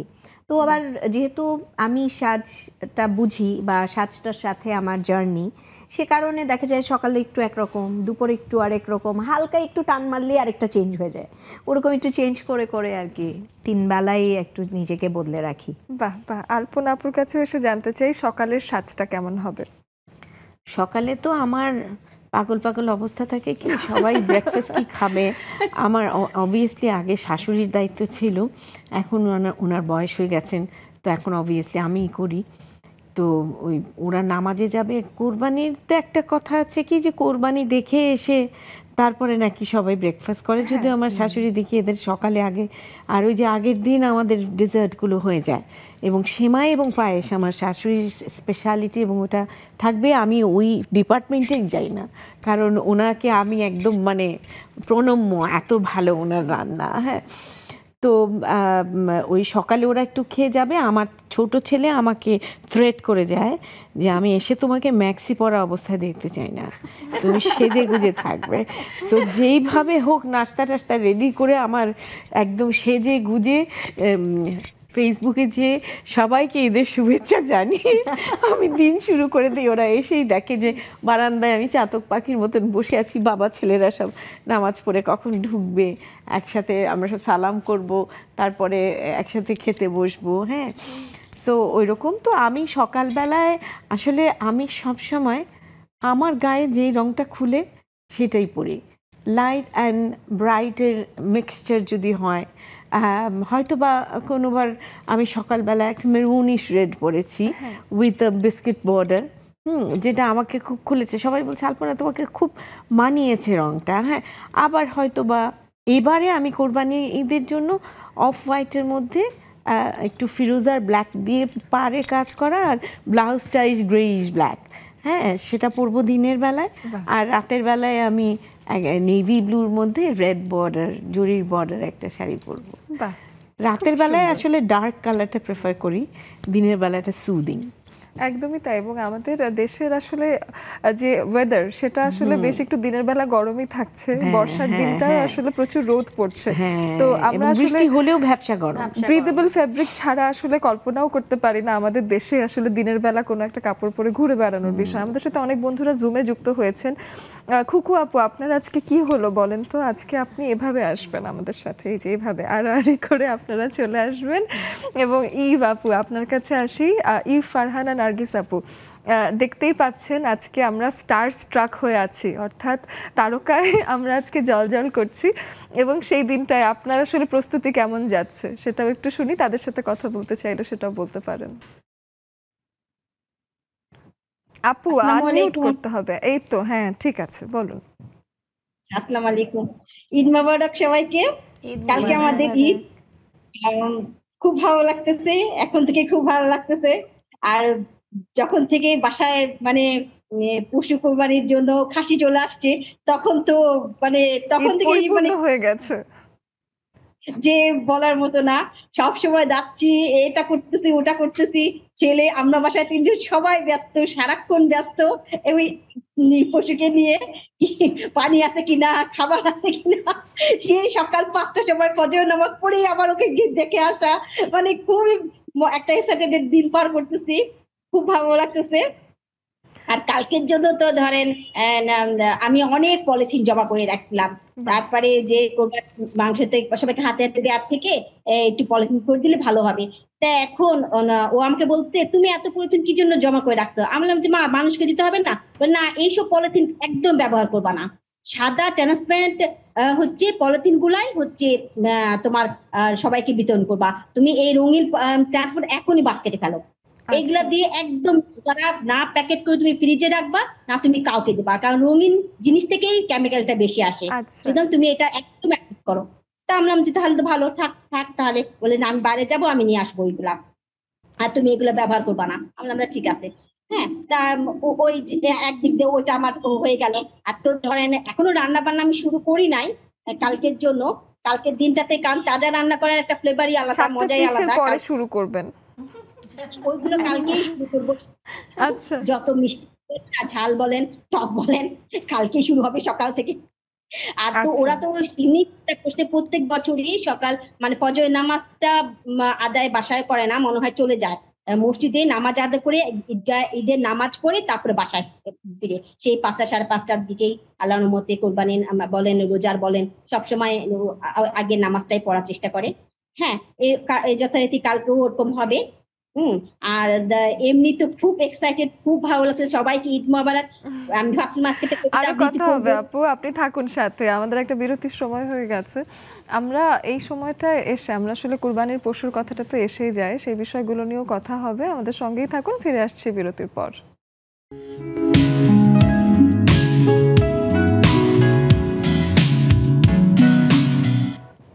আজকে অবশ্যই ঈদের আগের দিন এবং এটা ছাড়াও বর্ষা এসে গেছে, দুটো উৎসবের মতো সেরকমই একটা দিনে, খুব সুন্দর একটা দিনে বাবা দিবস পালিত হচ্ছে বিশ্বব্যাপী। এবং বাবা প্রত্যেকটা মেয়ের জন্যই ভীষণ বিশেষ একজন মানুষ এবং আমার মনে হয় যে আমাদের জীবনে বাবার কথাটাই যখন মাথায় আসে, একজন ভরসার মানুষ, একজন মানুষ যাকে আসলে চোখ বুজে ভীষণ ভরসা করব, বিশ্বাস করব এবং তিনি যা বলবেন তাই যেন একদম সত্য, পরম সত্য। বাবাদেরকে নিয়ে একটু কথা বলতেই হয় বাবা দিবসে। আফরোজা আপুর কাছে এসে জানতে চাই যে বাবা দিবসে বাবাকে মনে করে কিছু শুনতে চাই যে আঙ্কেল সম্পর্কে। আমার বাবা ছিলেন আমার হিরো একদম। আমি আমার বাবার মতো হয়েছি। আমার বাবা ভীষণ মিষ্টি কথার মানুষ ছিলেন এবং আমার বাবা আমাদের এলাকাতে কমন দুলাভাই ছিলেন। মানে যখন উনি দেখেছেন ওনার মেয়ে বাচ্চা হয়েছে তো পুরো এলাকার মানুষ ওনার শালা হয়ে গেছে, তো উনি কমন দুলাভাই হয়ে গেছে। তো পুরো এলাকাতে জীবনে কেউ কোনোদিন টাঙ্কিও মারতে পারে নাই, ভাগ্নির সাথে কি টাঙ্কি মারবে। তো আমার বাবা ভীষণ ট্যালেন্টেড ছিলেন এবং উনি আমার জন্য সব সময় একটা করে স্কোপ ক্রিয়েট করে রাখতেন। ইভেন আমি যখন চিন্তা শুরু করলাম যে আমি আসলে সালন বিজনেসে যাব, করব এটা সেটা, আমার বোনরা, আমার কাজিনরা এক একজন ডক্টর হচ্ছেন, হচ্ছেন, আর ফ্যামিলির মধ্যে তো ক্রাইসিস তৈরি হয়ে গেলো, এই মেয়ে কিছু হলো না, এই মেয়ের তো কিছু হবে না। আমার চাচারা বিভিন্ন জায়গায় বলা বলি শুরু করলো নিজেরা যে এ তো শেষ। কিন্তু আমি মজার ব্যাপার হচ্ছে আমার বাবা কিন্তু আমার পাশে দাঁড়িয়েছিলেন। আমার বাবা কিন্তু বলেছেন তোমার যেটা ঠিক লাগে করবে, কিন্তু প্রথম দিকে অনেক প্রেশার দিয়েছেন যে তুমি সায়েন্স ছাড়তে পারবে না। তো আমি তো ছেড়ে ছুড়ে একদম চলে গেছি, অ্যাকাউন্টিং নিয়ে চলে গেছি, বের হয়ে গেছি, বুঝিয়েছি টাকা পয়সার ব্যাপার এগুলো জানতে হবে, তো এইভাবে বের হয়েছি। কিন্তু আমার বাবা সামহাও আমার পাশে বরাবর ছিলেন এবং উনি ভেতর থেকে খুবই রিলিজিয়াস ছিলেন, উনি ধর্ম খুব ভালো মানতেন। প্রতিদিন আমার ঘুম ভাঙতো আমার বাবার কোরআন শরীফ শুনে, এবং এটা আমার যে কি শান্তির একটা জায়গা ছিল, মানে ভীষণ শান্তির একটা জায়গা ছিল। আজকে লাস্ট 4-5 দিন ধরে আমি এটা অনেক মিস করছি। আই ডোন্ট নো ওয়াই, এত মিস করছি যে আমি নিজেই ফজরের পরে উঠে কোরআন শরীফ পড়া শুরু করছি বাবাকে মনে করে, মানে ওই মিসিং থেকে। আর আরেকটা যেটা, যে বাবাকে অনেক ভয় পেতাম, বাঘের মতো ভয় পেতাম, কিন্তু আমি এত কাছের ছিলাম ওইটা আমি কোনোদিন জানতাম না। মানে আমি জানি আমার বাবা আমাকে অনেক প্যাম্পার করে, আদর করে, আমার 7 খুন মাপ হয়ে যায়, সেটাও জানি, কিন্তু সেটা কখনো অসৎ ব্যবহার করিনি, সেটাও করিনি। কিন্তু আবার মানে ওনাকে সবসময় শান্তিতে রাখতে হবে সেই চেষ্টাটা কিভাবে করা যায় বাড়িতে। বাবা ঠান্ডা মানে সব ঠান্ডা, মানে আমার প্রীতি প্রধান ফ্যামিলি, তো সেই জায়গাতে তো ঠিকঠাক থাকতে হবে একদম। সেটার মধ্যেও এমন হয়েছে যে আমি দুষ্টুমি ফাজলামি যে করিনি তা তো না, করেছি তো সবই। তো ওটার মধ্যেও বাবাকে মাথায় রেখে করতাম। রিকশায় ওই উপরে বসা যাবে না, ছোটবেলা কলেজ থেকে দিত টাকা, তো যে আমি যেন সিএনজিতে আসা যাওয়া, তখন তো বেবি ট্যাক্সি ছিল, সিএনজি ছিল না। আমি কিন্তু ঠিকই বন্ধুরা একসাথে আসতাম শেয়ার করে রিকশার উপরে। আমার বাবা কিন্তু দূর থেকে দেখতেন, কিছু বলতেন না। পরে এসে বলতেন টাকা দেওয়ার সময়, শুনো তোমাকে তখন টাকা কম দেওয়া হবে কারণ তুমি রিকশার উপরে বসো, তো টাকা তো 3টা ভাগ হয়ে যায়। হ্যাঁ, তাকে বলতাম আচ্ছা, তো বুঝে যেতাম যে এই বাবার সাথে তো পাঙ্গা লড়া যাবে না। তো এরকম করে করে ধরো নিজেও একটু শুধরেছি, নিজেও করেছি। কিন্তু যেদিন বাবা চলে গেলেন, জাস্ট 2 বছর হলেন উনি চলে গেলেন, সেদিন না মনে হলো যে আমার পৃথিবীটা খালি হয়ে গেছে, একদম পৃথিবীটা খালি হয়ে গেছে, মনের শক্ত জায়গাটা চলে গেছে। আমি মানে লাস্ট 2 দিন ধরে সবার পোস্ট দেখছি, মানে আমি ভাষাও খুঁজে পাই না যে আমি আমার বাবাকে নিয়ে কী লিখবো। মানে তাকে নিয়ে আমার কোটি কোটি কথা বলার আছে, আমি আসলে কি বলবো, তো ওই ভাষাটা হয়তো বা নেই। এইটা জানি যে বাবা এখনো আমার সাথে আছে। অবশ্যই আছেন, এবং আঙ্কেল যেখানেই আছেন আপনাকে দেখছেন, and he must be very proud. আরেকটা বিষয় মাথায় আসে, যেমন ঈদের সকালটা যেন ঈদ হয় না যখন ওই যে সকালবেলা ঘুম থেকে উঠে দেখছি বাবা পাঞ্জাবি পরেছেন, একটা নামাজে যাবেন, বাবা একদম গোসল করে আতর গায়ে দিয়ে ওই আতরের গন্ধটা এবং নাকে আতরের খুব তুলা রেখে দিত, প্রমিনেন্ট। আমাদেরও কানে গুজে দিত। তখন নিয়ম ছিল ছোট বাচ্চাদেরও আতর, বাসায় কেউ আসলে ঈদের দিন আতর নিবে। ঈদের সকালে বাবাকে কেমন দেখতেন, বা ঈদের সকালটা বাবার সাথে কেমন যেত, বা ঈদের পুরো দিনটা সেটা না একটু শুনি আপু। আমরা কলোনিতে বড় হয়েছি, তো আমার বাবা, আমার দুর্ভাগ্য, আমি যখন ক্লাস 8-এ পড়ি তখন আমার বাবা চলে গেছেন। উনি বাচ্চাদের ডাক্তার ছিলেন এবং খুব শৈল্পিক ছিলেন, ভীষণ জলি ছিলেন, জমানো ছিলেন, আবার প্রচণ্ড খিচড়ানো মেজাজও ছিল। কথা বলতো যখন ছিঁড়ে ফেলতে পারতো, হ্যাঁ, কথা দিয়ে। তো আমরা বাবার কাছে, আমরা 2 বোন 1 ভাই, তো আমাদের বাড়িতে ইডিপাস কমপ্লেক্স ছিল, মানে মার দুর্বলতা ছিল ভাইয়ার জন্য, বাবার ছিল আমাদের জন্য। একদম। এবং আম্মা ছিল ভাঙ্গার রেকর্ডের মতন। সকালবেলায় স্কুলে ওঠার জন্য ঘুম থেকে, এই উঠো উঠো, দেরি হয়ে যাবে, উঠো উঠো, কোনো খবর নাই।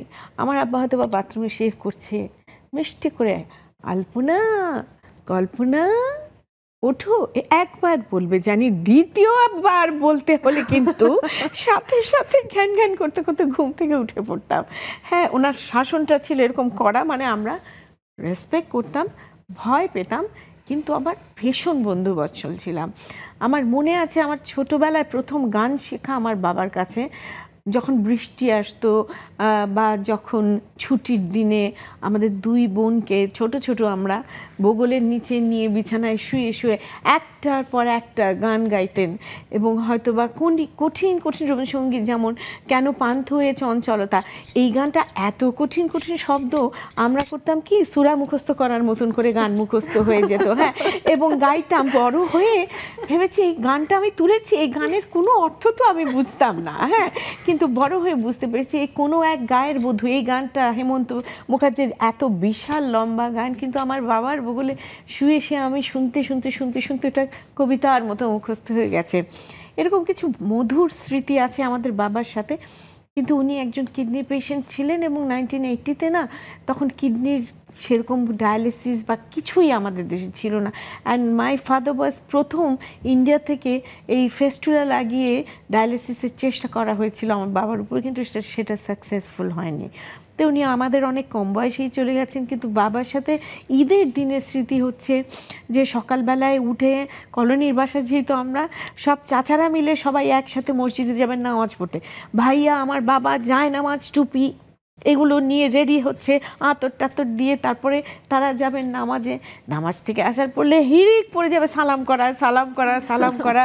কোরবানি ঈদে তো ঈদই না, ঈদ নামাজ পড়ে ঈদের আসবে, সবাই সালাম করবে আর কোলাকুলি করবে। সবাই যে পাড়ায় কোলাকুলি করছে এটা দেখারও একটা আনন্দ ছিল।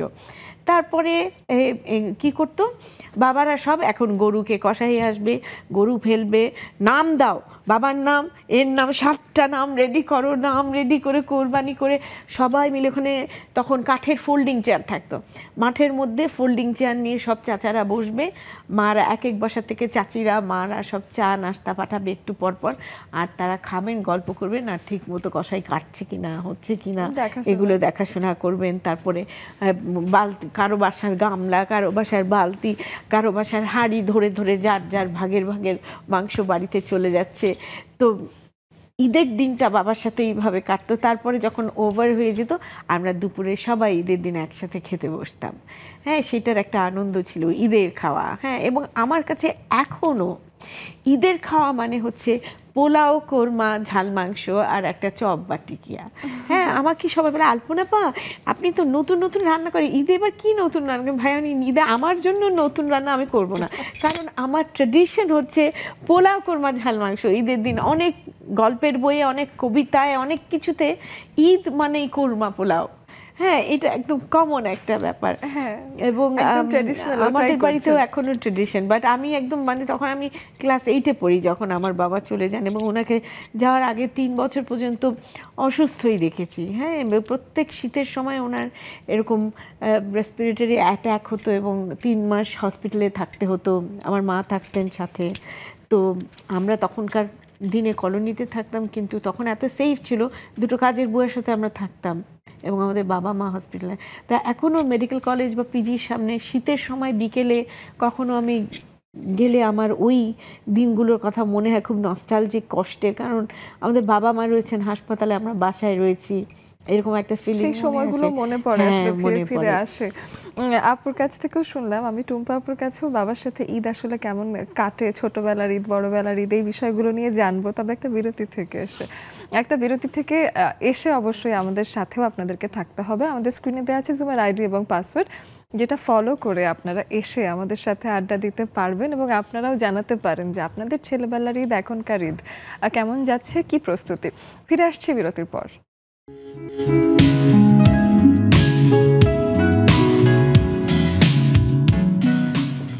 ফিরে আসলাম ছোট্ট একটা বিরতির পর। আজকের দিনে ঈদের আগের দিন, যেটাকে আমরা চাঁদ রাত বলি না, আসলে চাঁদ কুরবানির ঈদের চাঁদ আরও অনেক আগে দেখা হয়ে যায়, তারপরও আনন্দটা চাঁদ রাতের মতোই। এবং সেই সময়টায় আমরা আসলে অনেক কিছু নিয়ে কথা বলছিলাম। টুম্পা আপুর কাছে যদি ফিরে যাই, একটু স্মৃতির পাতায় ছোটবেলার ঈদ, বাবার সাথে ঈদ, বাবাকে যখন ভাবি কেমন বাবার সাথে সময় কাটে বা কাটতো, সেটা শুনি। প্রথমত বলি, যেহেতু আব্বু আম্মু মারা গেছে 94-95-এ, আমি অনেক ছোটবেলায়, তখন আমি স্কুলে পড়ি, মাত্র হাই স্কুলে উঠেছি। তা আব্বু আম্মু, আমি মানত করা সন্তান, আব্বু আম্মু মানত করেছে আমার জন্য। এত ভাই বোন থাকতো, কেন মানত করেছে? আব্বুকে কেউ একজন বলেছে তোমার একটা মেয়ে হবে যে তোমার জন্য লাকি হবে, এই জন্য না আব্বু আমাকে সবসময় মা বলে ডাকতো। আমি সরি, আমি যখন আব্বু আম্মুর কথা আসে অনেক ইমোশনাল হয়ে যাই। তো আব্বু সবসময় আমাকে মা বলে ডাকতো। আর আমার যখন আমি আম্মুর গর্ভে, তখন সব রাতে রাত ছিল, তো আম্মু ওই রাতে আমি তো পেটে, তো আম্মু পেটে রেখে মিলাদ শুনতেছিল। হ্যাঁ, মিলাদে উচ্চারণ হয়েছে বুলবুল। তা আম্মু বলছে আমার মেয়ে হলে নাম রাখবো বুলবুল। তখন থেকে আমার নাম বুলবুল টুম্পা। মানে তো আব্বু সবসময় বলতে যে আমি যখন হাই স্কুলে ভর্তি হই তখন আমার ফুল নেম দিতে হবে। তো আব্বু বললো না, আমি ওর নাম রাখবো হাসিনা। তা আম্মু বলছে আমি এত কষ্ট করে গর্বে রেখে আমি মানত করেছি আমার মেয়ের নাম রাখবে বুলবুল, তুমি হাসিনা বললে হবে না। তো এই নিয়ে আব্বু আম্মুর মধ্যে অনেক ঝগড়া হয়েছিল। আমি না অনেক মানে কান্নাকাটি করেছিলাম ভয়ে। আম্মু বলছে আমি তোমার সংসারই করব না। এইরকম নাম নিয়ে কি পরিমাণ তারা আপনার প্রতি আবেগী ছিলেন। হ্যাঁ, যে একটা নাম, আমরা অনেক ভাই বোন ছিল। তো তার মাঝে আমাকে মানত করে আনা দুনিয়াতে, এবং আব্বু আমাকে মা বলে ডাকা। আমি অনেক আব্বুর একটা ছিলাম। আমি অনেক কম খেতাম, আমি এখনো কম খাই, ফুড লাভার না আমি। তো আম্মু আব্বু যেহেতু জব করতেন, তো আম্মু আসার পরে আম্মু বলতো যে তোমার মেয়ে তো খাবার খায়নি। তো আব্বু এসে আমাকে কোলে নিত, আর আব্বু খুব পা ঝুলাইতো, পা নাড়াতো খুব একটা। তা আমাকে কোলে রেখে ভাত খাওয়াই দিত। তা আম্মুকে আমি সারা জীবন মিস করি, আমি সারা জীবন ভালোবাসি। আল্লাহ নিশ্চয়ই কোনো নক্ষত্র বানিয়ে রেখেছে, আমাকে সারাক্ষণ দেখে। এবং আমার কাছে মনে হয় যে আজকে আমি বুলবুল টুম্পা মনের দিক থেকে সুন্দর, সেটা হচ্ছে আমার বাবা আমার জন্য।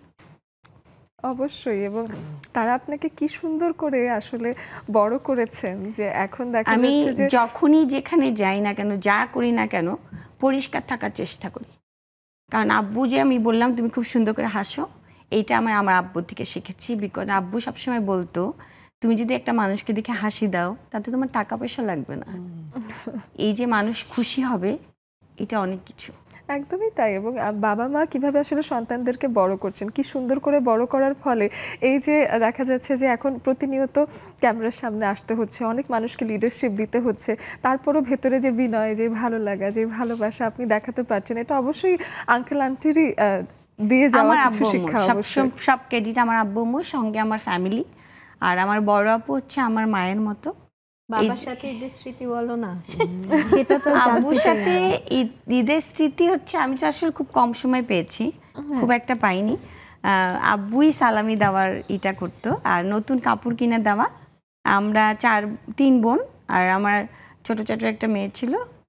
আব্বু সবসময় 4টা কাপড় কিনতো মেয়েদের জন্য, একই রকম। আচ্ছা, একই রকম কাপড় কিনতাম, তখনকার নিয়মই ছিল হ্যাঁ। জামা, জুতা, মোজা, চুলের ফিতা সব একরকম। একই রকম কাপড় কিনতো আর আমরা একই রকম কাপড় পরতাম। আর ওই যে সকালবেলা আব্বু এসে নামাজ পড়ে এসে যাওয়ার আগে সেই খাবে মিষ্টি। তো ওই জিনিসটা আসলে ফ্যামিলির এখনো আছে। বাহ, আরেকটা জিনিস আসে, চাঁদ রাতের কথা যেহেতু বললাম এবং ঈদের কাপড় কেনার কথা বললেন, ওই লুকিয়ে রাখার বিষয়টা হ্যাঁ, ছিল এটা কিনা ছিল। পরিবারে? প্রচুর ছিল এটা, লুকিয়ে Joint রাখতাম family তে তো কাপড়, আরো হ্যাঁ, বেশি। কাপড় লুকিয়ে রাখতাম, কাউকে দেখাতাম না কি কিনেছি, পরের দিন দেখবে আমাদের। একেবারে So, ঈদের দিন পড়লে হ্যাঁ, তখনই দেখা যাবে। সেটাই একদমই দেখবে। তাই। আমার ঈদের কেনাকাটা হচ্ছিল না, আমার বোন আমাকে একটা কাপড় পাঠিয়েছে, তা আমি খুব খুশিতে আগেই সেটাকে পরে আমি একটা ছবি দিয়ে দিয়েছি। সবাই সেটা নিয়ে বলছে, কেন তুমি ঈদের কাপড় দেখিয়ে দিলে, ঈদের কাপড় তো লুকিয়ে রাখতে হবে, এরকম একটা বিষয়। এখন আমাদের সাথে জুমে আরো কিছু বন্ধুরা আছেন, আমি একটু চলে আসি। দেখা যাচ্ছে প্রিসিলা তৌহিদ আপু যুক্ত হয়েছেন টরন্টো থেকে কত হাজার বছর পর। এবং হাসিনা আপু আমার প্রিয় বাচ্চাকে নিয়ে সাথে এসেছেন। আমার আসলে ঈদের খুশি লাগছে অনেক, আমি খুশি ওকে দেখে। সুবর্ণা আপু যুক্ত হয়েছেন, আকলিমা আপু আছেন। প্রিসিলা আপুর কাছে আসি। আপু, আপনার কাছে এসে জানতে চাই, ঈদ কি আজকে ওখানে হচ্ছে? হ্যাঁ, সবাইকে আমার তরফ থেকে ঈদ মুবারক। আজকে আমাদের এখানে ঈদ। আর আমার বাসায় আমার হাজবেন্ড, আমার ছেলেরা সবাই নামাজ পড়তে গেছে। তো আমি চিন্তা করলাম যে যেহেতু একটু ফ্রি আছি, এই ফাঁকে সবাইকে, জুমে সবাইকে, বাংলাদেশের সবাইকে, আমাদের নেক্সাস টেলিভিশনের সবাইকে আমার তরফ থেকে ঈদ মুবারক জানিয়ে দেই। এর থেকে বড় সুযোগ আর কি হতে পারে। বাহ, একেবারেই তাই। তো আপনার ঈদ কেমন কাটছে সেটাও একটু শুনি। আসলে এখানকার ঈদ তো আর বাংলাদেশের মতো এত আনন্দ না। যেহেতু আজকে ঈদটা, আমি লাকিলি ঈদটা সানডেতে পড়ছে, সে কারণে আমি ছুটি পেয়েছি। সাধারণত না হয়তো আমি ছুটি নিতাম না। যাই হোক, আজকে আমার ছুটি। এই তো এখানে তো আর সেই নামাজ পড়ে এসে ফেলো, গরু কোরবানি হবে, কখন কসাই হবে, মাংস নিয়ে ব্যস্ততা, এরকম কিছুই নেই। রান্না বান্না করো, খাওয়া দাওয়া করো, বসে বসে টিভি দেখো, নয়তো কোথাও কারোর কোনো রিলেটিভ যদি থাকে সেখানে ঘুরতে যাও, বা বাইরে কোথাও ঘুরতে যাও, এই তো। বা এখানে যেই মাংসের কোরবানি দেওয়ার যে সিস্টেম, যে দোকানে গিয়ে ওখানে টাকা দিয়ে আসো, ওখান থেকে গিয়ে বা মাংস নিয়ে আসো, সেই এখানকার ঈদ বাংলাদেশের মতো এত আনন্দের না। আপনারা খুব লাকি, আপনারা বাংলাদেশে আছেন, আপনারা খুব মজা করে ঈদ করছেন, সবার সাথে ঈদ করছেন। কোরবানি ঈদটার আনন্দ যে কি, সেটা মানে বিদেশে না আসলে এটা কেউ মানে বোঝা যেত না। মানে এই মিস, এটা যে একটা আলাদা একটা আনন্দ, এখন যে কি পরিমাণ মিস করতেছি সেই আনন্দটা, সেটা যারা বিদেশে আছে তারা হাড়ে হাড়ে টের পাচ্ছে। প্রিসিলা আপু, ঈদের আনন্দ আসলে মনে মনে উপভোগ করতে হচ্ছে এবং সেভাবে পালন করছেন। আমি খুব দোয়া করি যাতে কোনো সময় ঈদের সময় আপনি আবার দেশে ফিরে আসার সুযোগ পান এবং পরিবারের সাথে একসাথে এই দেশীয় আমেজে ঈদ কাটাতে পারেন। অনেক ধন্যবাদ আপু। হাসিনা আপু, এদিকে আপনি দেখতেই পাচ্ছেন যে আজকে আমরা এই যে তারকাময় হয়ে গেছি, এবং আপনার অনুভূতি কি, ঈদের প্রস্তুতি কেমন যাচ্ছে, এবং আমাদের আজকের মোটামুটি বলাই যে এই চাঁদ রাতের আড্ডা কেমন যাচ্ছে? এবং এই যে আমাদের বুলবুল টুম্পা আপুর নামটা রাখা হচ্ছিল হাসিনা নামে, একটুর জন্য আপনার মিতা হয়নি? হ্যাঁ, এটা আমার জীবনে একটা যে আব্বু আম্মু সেই ছোটবেলায় ওই জিনিসটা আমি ভুলবো না। হাসিনা আপু শুনি। জি আপু, শুভ সন্ধ্যা সবাইকে, অনেক ধন্যবাদ। আসলে আমি শুনতেছিলাম এবং খুব তাড়াহুড়ো করে বসছি, একটু কাজ বাকি আছে তারপরও। আর গতকালকে মাত্র আমার অফিস ছুটি হয়েছে, তো আজকে সারাদিন মোটামুটি অনেক ব্যস্ত ছিলাম, কারণ ওই যে আমাদের এলাকার যেটা প্রসিদ্ধ পিঠা ওইটা বানাইলাম আজকে সারাদিন। এই দুপুরের পর থেকে এটা নিয়ে ব্যস্ত ছিলাম, নকশি পিঠা। তো এটা নরসিংদীতে এই জিনিসটা খুব চলে, তাই না, যে ভালো বানায় ঈদের ওরা। প্রসিদ্ধ পিঠা খুব নকশি ভালো পিঠা, এই বানায়। জিনিসটা নরসিংদীর বিশেষ। জানো, পরে ছেলে বলতেছে সবাই বানাবে, তো আমাদের কিছু পিঠা থাকবে না, এটা হইলো। একেবারে। পরে আবার যাই আজকে এগুলো করলাম, করে যেই মাত্র শিরা টিরা দিয়ে গোসল করে এসে তোমাদের এখানে বসলাম। আসলে এটার যে একটা প্রস্তুতি, এই যে অলরেডি প্রিসিলা আপু বলে গেল, মানে প্রিসিলা আপুর কথাগুলিতে অলরেডি মানে আমার কান্না আসতেছিল যে কেমন মিস করলে, মানে এমন আবেগপূর্ণ হয়ে গেছে আপু, যে ওখানে বাংলাদেশের ঈদটার যে একটা আনন্দ, এই যে কুরবানি দেওয়া বাচ্চাদের আগের দিন থেকে বা তার আগের দিন থেকে একটু আতশবাজি ফুটানো, তারপরে ওই যে চাওয়াটা যে আতশবাজি লাগবে নিয়ে আসো, যেমন আমার ছোট ভাই সবসময় আমার ছেলেকে 2 একদিন আগে আতশবাজি দিয়ে যেত, এই যে ঈদের আতশবাজি, মানে এই যে বিষয়গুলা। তারপর রেডি হওয়া, যেমন জামা কাপড়, আমি আজকেও কিন্তু একটা শাড়ি কিনেছি, কারণ কি এই যে কোনো কেনাকাটা ছিল না, তো সবাই নতুন জামা কিনছে, আমার ছেলে মেয়ে তো ঢাকা থেকে নিয়ে আসছে, বলতেছে না তুমি একটা কিনো কিনো। একটা 3 পিস কিনছি কিন্তু এটা বানানোর সুযোগ হয় নাই, এতই লাস্টে কিনছি, কারণ এই যে তো হয় না আসলে কাপড় চোপড় কিনা, তারপরে কেনা হয়েছে। তো আজকে ওই 3 পিসটা আমি পরতে পারবো না বিদায় কিন্তু আজকে আবার সময় করে এক ফাঁকে গিয়ে একটা শাড়ি নিয়ে আসলাম, যে বাহ, থাক তাহলে একটা শাড়িটা তো কিছু পরা লাগবে। যাবে। আমেজ। আসলে এটার মধ্যে একটা অন্যরকম আনন্দ। তারপর বাহ। আবার এই যে পিচ্চি দেখলাম, সারাদিন ওদের বাসায় কাজ করে চলে আসছি, এখনো কান্নাকাটি করতেছিল, আবার আমার ছোট ভাই দিয়ে গেল। ওদের জন্য নতুন জামা কাপড় আনা হয়েছে, এবং ওইটা নিয়ে হচ্ছে ওদের যে কি আনন্দ, এটা দেখে আমি আরো খুশি। আমাদের ঈদের মানে আয়োজন কি কেমন লাগছে আপু, হ্যাঁ, সেটাও আমার শুনি। ভাস্তিটা তো আমাকে বলেই বসলো, যখন আমি নিয়ে ওরে নতুন জামাটা দিলাম, দেওয়ার পর বলতেছে আমার সোনা পুপি, এটা বলে আমাকে 3-4টা আহা চুমাই আহা। দিল। মানে কি যে খুশি, অনেক বাহ, ভালো লাগছে আসলে। বাহ, এই চমৎকার আনন্দগুলা সবার মধ্যেই থাকুক, চমৎকার। সবাই ভালোভাবে ঈদ করুক, এই শুভকামনা। আর অনেক, অমন আপু জি আপু, এক্সিলেন্ট লাগতেছে আজকে, শাড়িটা অনেক সুন্দর। Thank you. আমাদের ঈদের আয়োজন কেমন লাগছে? আমাদের আপনাদের পছন্দের 3জন তারকা আছেন, কেমন লাগছে সেই আয়োজন?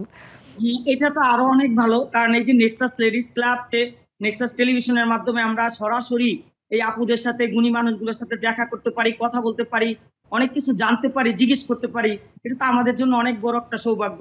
এবং নেক্সাস টেলিভিশনকে, তার ক্যামেরার পিছনে প্রত্যেকটা টিমকে, প্রতিটা মানুষকে অনেক ধন্যবাদ, এত সুন্দর একটা সুযোগ করে বাহ, দেওয়ার জন্য আমাদেরকে, এবং বাহ, তাকিয়া সুলতান বাহ, আপুকে অনেক ধন্যবাদ। চমৎকার হাসিনা আপু, খুব এবং ভালো হলো লাগছে বেশ আমার তার কথা, মন হ্যাঁ, খুলে কথা বললো, খুবই সুন্দর। একদমই তাই।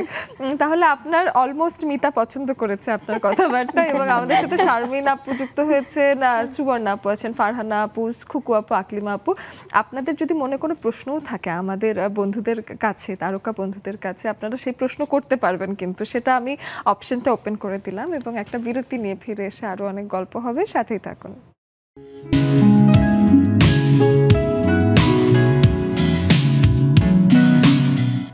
আড্ডা দিতে দিতে ঈদের প্রস্তুতির গল্প করতে করতে একেবারেই শেষ মুহূর্তে আমরা চলে এসেছি। আমাদের জুমে অনেক বন্ধুরা আছেন, সবার কাছে ছোট করে 1-2 লাইন শুনতে পারবো এমনই সময় পাচ্ছি।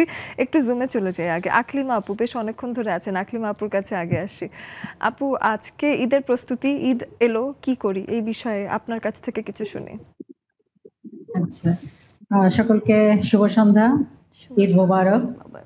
আসলে এবার আমার ঈদটা একটু স্পেশালি হলো, আমি এবার ঈদ করার জন্য চলে আসছি আমার মেয়ের ওখানে। মেয়ে আবার যশোরে, ও হলো ঝিনাইদহে সিনিয়র সহকারী জজ। জি, তো গতবার আমার ওখানে গিয়েছিল, এবার বললো যে আম্মু আমার অনেক ছুটি আছে, তুমি আসো, এখানে আমার ভালো লাগবে। বাহ। তাই আমি আজকে দুপুরে এসে এখানে এসে চলে ঈদের চলে আনন্দ আসছি তো আপনার সকালে কয়েক রওনা গুণ দিয়ে। বেড়ে গেছে এখন তাহলে। অনেক বেড়ে গেছে, নাতি নাতনিদের সাথে, বাহ, মেয়ে জামাই, বেয়াই বেআইন সবাই আছে, অনেক মজা, অনেক মজা। অনেক এটা ধন্যবাদ আমার আকলিমা জন্য আপু। অনেক। আরো শুনবো, অবশ্যই আরো শুনতাম, আসলে আজকে ছোট ছোট করে সবার কাছ থেকে একটু আপডেট নেই। আর শারমিন আপু, আপনি একটু আনমিউট করবেন, শারমিন আপুর কাছে 2 লাইন শুনতে চাই। আসসালামু আলাইকুম। আমি এখানে আজকে আমার 2জন প্রিয় মানুষ আছে, যার কারণেও আমি ব্যস্ততার মাঝেও জয়েন আপু করেছি। কোথা থেকে আলপনা যুক্ত হাবিব, হয়েছেন? আমি ঢাকা মিরপুর থেকে। ঢাকা মিরপুর আলপনা থেকে। হাবিব যে আমাকে এখন চিনতে পারবে কিনা অনেকদিন, সে যেহেতু শুনতে পাচ্ছে, আমি বলছি আমি লাইজুর ছোট মামি হই। ও আপনি আচ্ছা, মনে হয় এবার চিনবেন। হ্যাঁ, ইসলাম। 2জন হ্যাঁ, প্রিয় কেমন মানুষ আছেন? বলেছেন, আরেকজনের নাম বলেন। আরেকজন অবশ্য আফরোজা আপু। আরেকজন আফরোজা, পারভিন আফরোজা। ওনার সঙ্গে আমার বিআইসিসি তে 2টা ট্রেনিং এ দেখা হয়েছিল। তা উনিও খুব ভালো মনের একজন মানুষ। তো থ্যাংক ইউ। এই আর কি। আর ঈদের আনন্দ আছি আলহামদুলিল্লাহ, মোটামুটি ভাবে ঈদের আনন্দ চলছে। খুব বেশি ভাবে যে আগের মতো ঈদের আনন্দ করতে পারি, ব্যাপারটা এমন না। আমার হাজবেন্ডও বাহিরে থাকতেন, উনি গত হয়েছেন 2 বছর 4 মাস হলো। তো ঈদের আনন্দ বলতে এখন আনন্দ খুঁজে পাই না আর কি। জীবনের গতিতে চলছে, এই আর কি। আমার মতো তবুও অবস্থা। সবার সাথে সবকিছু ভাগ করার চেষ্টা। আপু, আপনার ঈদ খুব ভালো কাটুক, ভাইয়া যেখানেই আছেন না কেন, অবশ্যই তিনি ভালো আছেন, এটাই আসলে আমাদের পক্ষ থেকে। আপনার সাথেই আছেন। অবশ্যই তাই আপু, আপনি একেবারেই মন খারাপ করবেন না। এই যে প্রতিদিন আমাদের সাথে যুক্ত হয়ে যাবেন, আমরা অনেক গল্প করব, আপনার একাকিত্ব একেবারেই থাকবে না। লেডিস ক্লাব প্রতিদিন আপনার জীবনে এসে থাকবে, এই কষ্টটা আমরা ভাগাভাগি করে নেব অবশ্যই। সুবর্ণা আপু আছে, সুবর্ণা আপু আপনার কাছে একটু আসি। সুবর্ণা আপু একটু আনমিউট করে, ঈদের আগের দিন আপনি কোথা থেকে আছেন সেটা একটু জেনে নিই আগে। আমি আসলে জয়েন করেছি আমেরিকা থেকে। আজকে এখানে আচ্ছা। ঈদ। সো আমরা একটু পরে নামাজ পড়তে যাব ইনশাআল্লাহ মসজিদে। বাহ! সেই ঈদের সকালটা শুরু হয়ে গেছে মানে একদম বেশ এখন ভোরের সময়টা, তাই না? আমার এখানে 8:30 বাজে। হ্যাঁ, আমেরিকাতে উনি আছেন। সকাল। আমেরিকাতে কোন সিটিতে আছেন আপু? আমি আছি উইচিটা, ক্যানসাসে। আচ্ছা। এই সময়টাতে ক্যানসাসে। আমেরিকাতে হলো আমাদের বিশ্বকাপ এখন চলছে এবং সেখানে দেখা যাচ্ছে যে ঈদের সাথে খেলা দেখার একটা বিষয় আছে। আপনারা একসাথে অনেক কিছু পাচ্ছেন। কেমন লাগছে ঈদ কাটাতে সেখানে? এখানে আসলে ঈদটাকে মিস করি। বাংলাদেশের ঈদটা তো একটু ডিফারেন্ট হয় সবসময়। কারণ যে রোজার ঈদে ১ মাস আগে থেকে ঈদের একটা ভাইব চলে আসে। এখানে তো আসলে সেটা হয় না।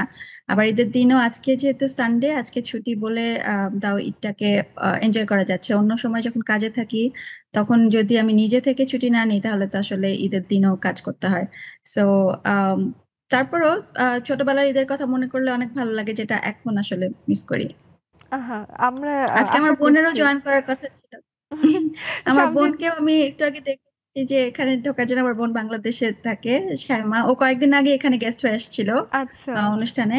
তো আমি ওকে ডাকছিলাম, আপনারা কিন্তু ও মনে হয় আসবেন একটু মাঝে, বিজি। মাঝে। আগামীকালও আমাদের ঈদের আয়োজন আছে। প্রতিনিয়ত ঈদ নিয়ে আমাদের ও আসলে আচ্ছা। বিশাল পরিকল্পনা। ৬ দিনের আমাদের আয়োজন। আপনারা প্রতিদিনই আসতে পারবেন। খুকু আপুর কাছে ছোট করে একটু শুনি। খুকু আপু, আপনি একটু আনমিউট করে ২ লাইন বলবেন। আসসালামু আলাইকুম আপু, ঈদ মোবারক সবাইকে। ঈদ মোবারক। যেহেতু সন্ধ্যা হয়ে গেছে, এখন ঈদের অলরেডি আনন্দ শুরু হয়ে গেছে। হ্যাঁ আপুদের আহ, মানে ঈদের কি বলবো, ঈদ তো ঈদই। ঈদের মধ্যে আমি গত 4 বছরের পরিবারের অনেককে হারিয়েছি, যার কারণে সেই শূন্যতা গুলা খুব ফিল করি। এমনি তো ঈদের জন্য প্রস্তুত থাকি, কালকে রাত 1:30টায় গরু আসছে, তারপর থেকে একটা ঈদের আনন্দ লাগতেছে। কিন্তু যারা ওদেরকে হারিয়েছি তাদেরকে খুব মিস করি ঈদের দিনটা আসলে। সারা বছর যত না মনে করি, তার চেয়ে বেশি ঈদের দিন তাদেরকে খুব মিস করি। আমরা এখান আমার থেকে শাশুড়ি, তাদের জন্য অনেক আমার বেশি শ্বশুর, দোয়া আমার করব যা। আপু এবং তারা অবশ্যই আচ্ছা, ভালো থাকবেন। আমরা তো তাহলে এটা বসে সবচেয়ে আজকে করতেই বাবা পারি। দিবসে আজকে একটা জি, কথা আমি জি, জি, আজকে জি, বাবা দিবসের জন্য আজকে বাবাকে মিস করার জন্য দুটো লাইন শুনিয়ে দেই। ঈদের জি। দিন হলে বাবা আমাকে এই কথাটা খুব বলতো, মানে খুব মনে পড়ে বাবার কথাটা। দোকানে যখন আসি সাজবো বলে, খোপাটা বেঁধে নেই ঠান্ডা হাওয়ায়, আর শীতে যখনই চোখ পড়ে যায়, মনে হয় বাবা যেন বলছে আমায়, আয় খুকু আয়, আয় খুকু আয়, আয় রে আমার কাছে আয় মামুনি, সবার আগে আমি দেখি তোকে, দেখি কেমন খোপা বেঁধেছিস তুই, কেমন কাজল দিলি কালো চোখে, আয় খুকু আয়। বাহ! ভীষণ মিস করি বাবাকে। আঙ্কেলের জন্য অনেক দোয়া। বেশ সুন্দর করে গাইলেন খুকু আপু। এদিকে মিষ্টি আপু আছেন আমাদের সাথে। মিষ্টি আপু, ছোট্ট করে আপনাকেও একটু ঈদের শুভেচ্ছা জানিয়ে দেই। মিষ্টি আপু কোথা থেকে যুক্ত হয়েছেন? একটু এলাকার নামটাও আবার জানিয়ে দেবেন আমাদের সবাইকে। ঢাকা থেকে। জি, শুভ সন্ধ্যা। আমি ঢাকা থেকে জয়েন করেছি। তো একটু আগে ফুপু আপুর গান শুনে আসলে আজকে আমি সারাদিন কাটিয়েছি, লেখালেখি করেছি বেশি। আমি ঈদের কবিতা লিখেছি, সেই কবিতাটা আমি আমার যখন ফেসবুক পেজে দিয়েছি, সেখান থেকে দৈনিক.com পেজের সম্পাদক সাহেব আমার পেপারে লিখেছেন। আর তারপরে আমি আজকে একটা বাবা নিয়ে, যেহেতু বাবা দিবস ছিল, বাবাকে নিয়েও কথা লিখেছি এবং আমারও বেশ মনে পড়ে গিয়েছিল খুব বাবাটা, এবং আপু সারাদিন আমি অনেক এভাবে কেটে ধন্যবাদ। কাটিয়েছি। একদমই শেষ মুহূর্তে আছি। আমরা গ্রুপ থেকে অবশ্যই কবিতাটা পড়ে নেব। আপুকেও ঈদের অনেক শুভেচ্ছা। গ্রুপে জুমে যারাই ছিলেন তাদের সবাইকে ঈদের শুভেচ্ছা। আমরা যেহেতু শেষ মুহূর্তে চলে এসেছি, আপুদের কাছ থেকেও আসলে আজকের দিনটা খুব সুন্দর করে একটা প্রস্তুতির যে চেষ্টা, সেই চেষ্টাটা করে শেষের দিকে এগোচ্ছি। তিনজনকেই ধন্যবাদ জানাতে চাই। শেষ বেলায় যদি ছোট করে আপু কিছু বলতেন। কোরবানি ঈদের জন্য আমার সবার জন্য একটাই বলার আছে যে কোরবানির মাংস আনন্দ করে খাবেন, পরিমিত খাবেন। রেড মিট স্বাস্থ্যের জন্য ভালো না, একটু বুঝে শুনে খাবেন। আর আজকাল দ্রব্যমূল্য যুদ্ধের পর থেকে খুব খুব অতিরিক্ত হারে বেড়েছে। আমরা বিশেষ করে যারা রান্নাবান্নার ব্যবসায় আছি, কেন সব ব্যবসায়ী সবাই টের পাচ্ছেন। হ্যাঁ, এই দুর্মূল্যের বাজারে কেউ এত বড় বড় কোটি কোটি টাকার গরু কিনছেন, কেউ উট কিনছেন, কেউ এত পয়সা, কিন্তু এই মাংসগুলো কি গরিব মানুষরা পায়? যারা 1 টুকরো 2 টুকরো মাংস পায় না, তাদের প্রতি আমার বক্তব্য, যদি আপনারা নিজেরা এইভাবে আনন্দ করেন, তাহলে একটু গরিবদের কথাও ভাববেন, অনেক তাদের জন্য ধন্যবাদ যদি আপু, কিছু অনেক করতে ধন্যবাদ। পারেন। টুম্পা আপুর কাছে ছোট্ট করে শুনি। আমি নেক্সাস টিভির সব দর্শকদের অনেক অনেক শুভেচ্ছা, ঈদ মোবারক। ভালো থাকবেন, সুস্থ থাকবেন, সবার খুশি খুশিতে হবেন, আর পজিটিভ চিন্তা করবেন, আর সবার দিকে তাকিয়ে সুন্দর করে হাসি দিয়ে কথা বলার চেষ্টা করবেন। ধন্যবাদ ঈদ আপু। মোবারক। আপনি আপুর কাছে, আফরোজ আপুর কাছে ছোট্ট করে শুনে। আমি একটাই বলতে চাই যে আমাদের পুরো বছরে যত না আমরা অসুস্থ হই, ঠিক কোরবানির ঈদের দিন থেকে শুরু করে ওই 2-3-4 দিনে আমরা সব থেকে বেশি স্ট্রোক, হার্ট অ্যাটাক এগুলো বেশি দেখি। আর এই সময় আমাদের হসপিটালগুলোতে ডক্টর থাকে না। সো সবাই সাবধানে থাকবেন, সুন্দরভাবে ঈদ করবেন পরিবারের সাথে, আনন্দের সাথে। সুস্থতা সবার আগে।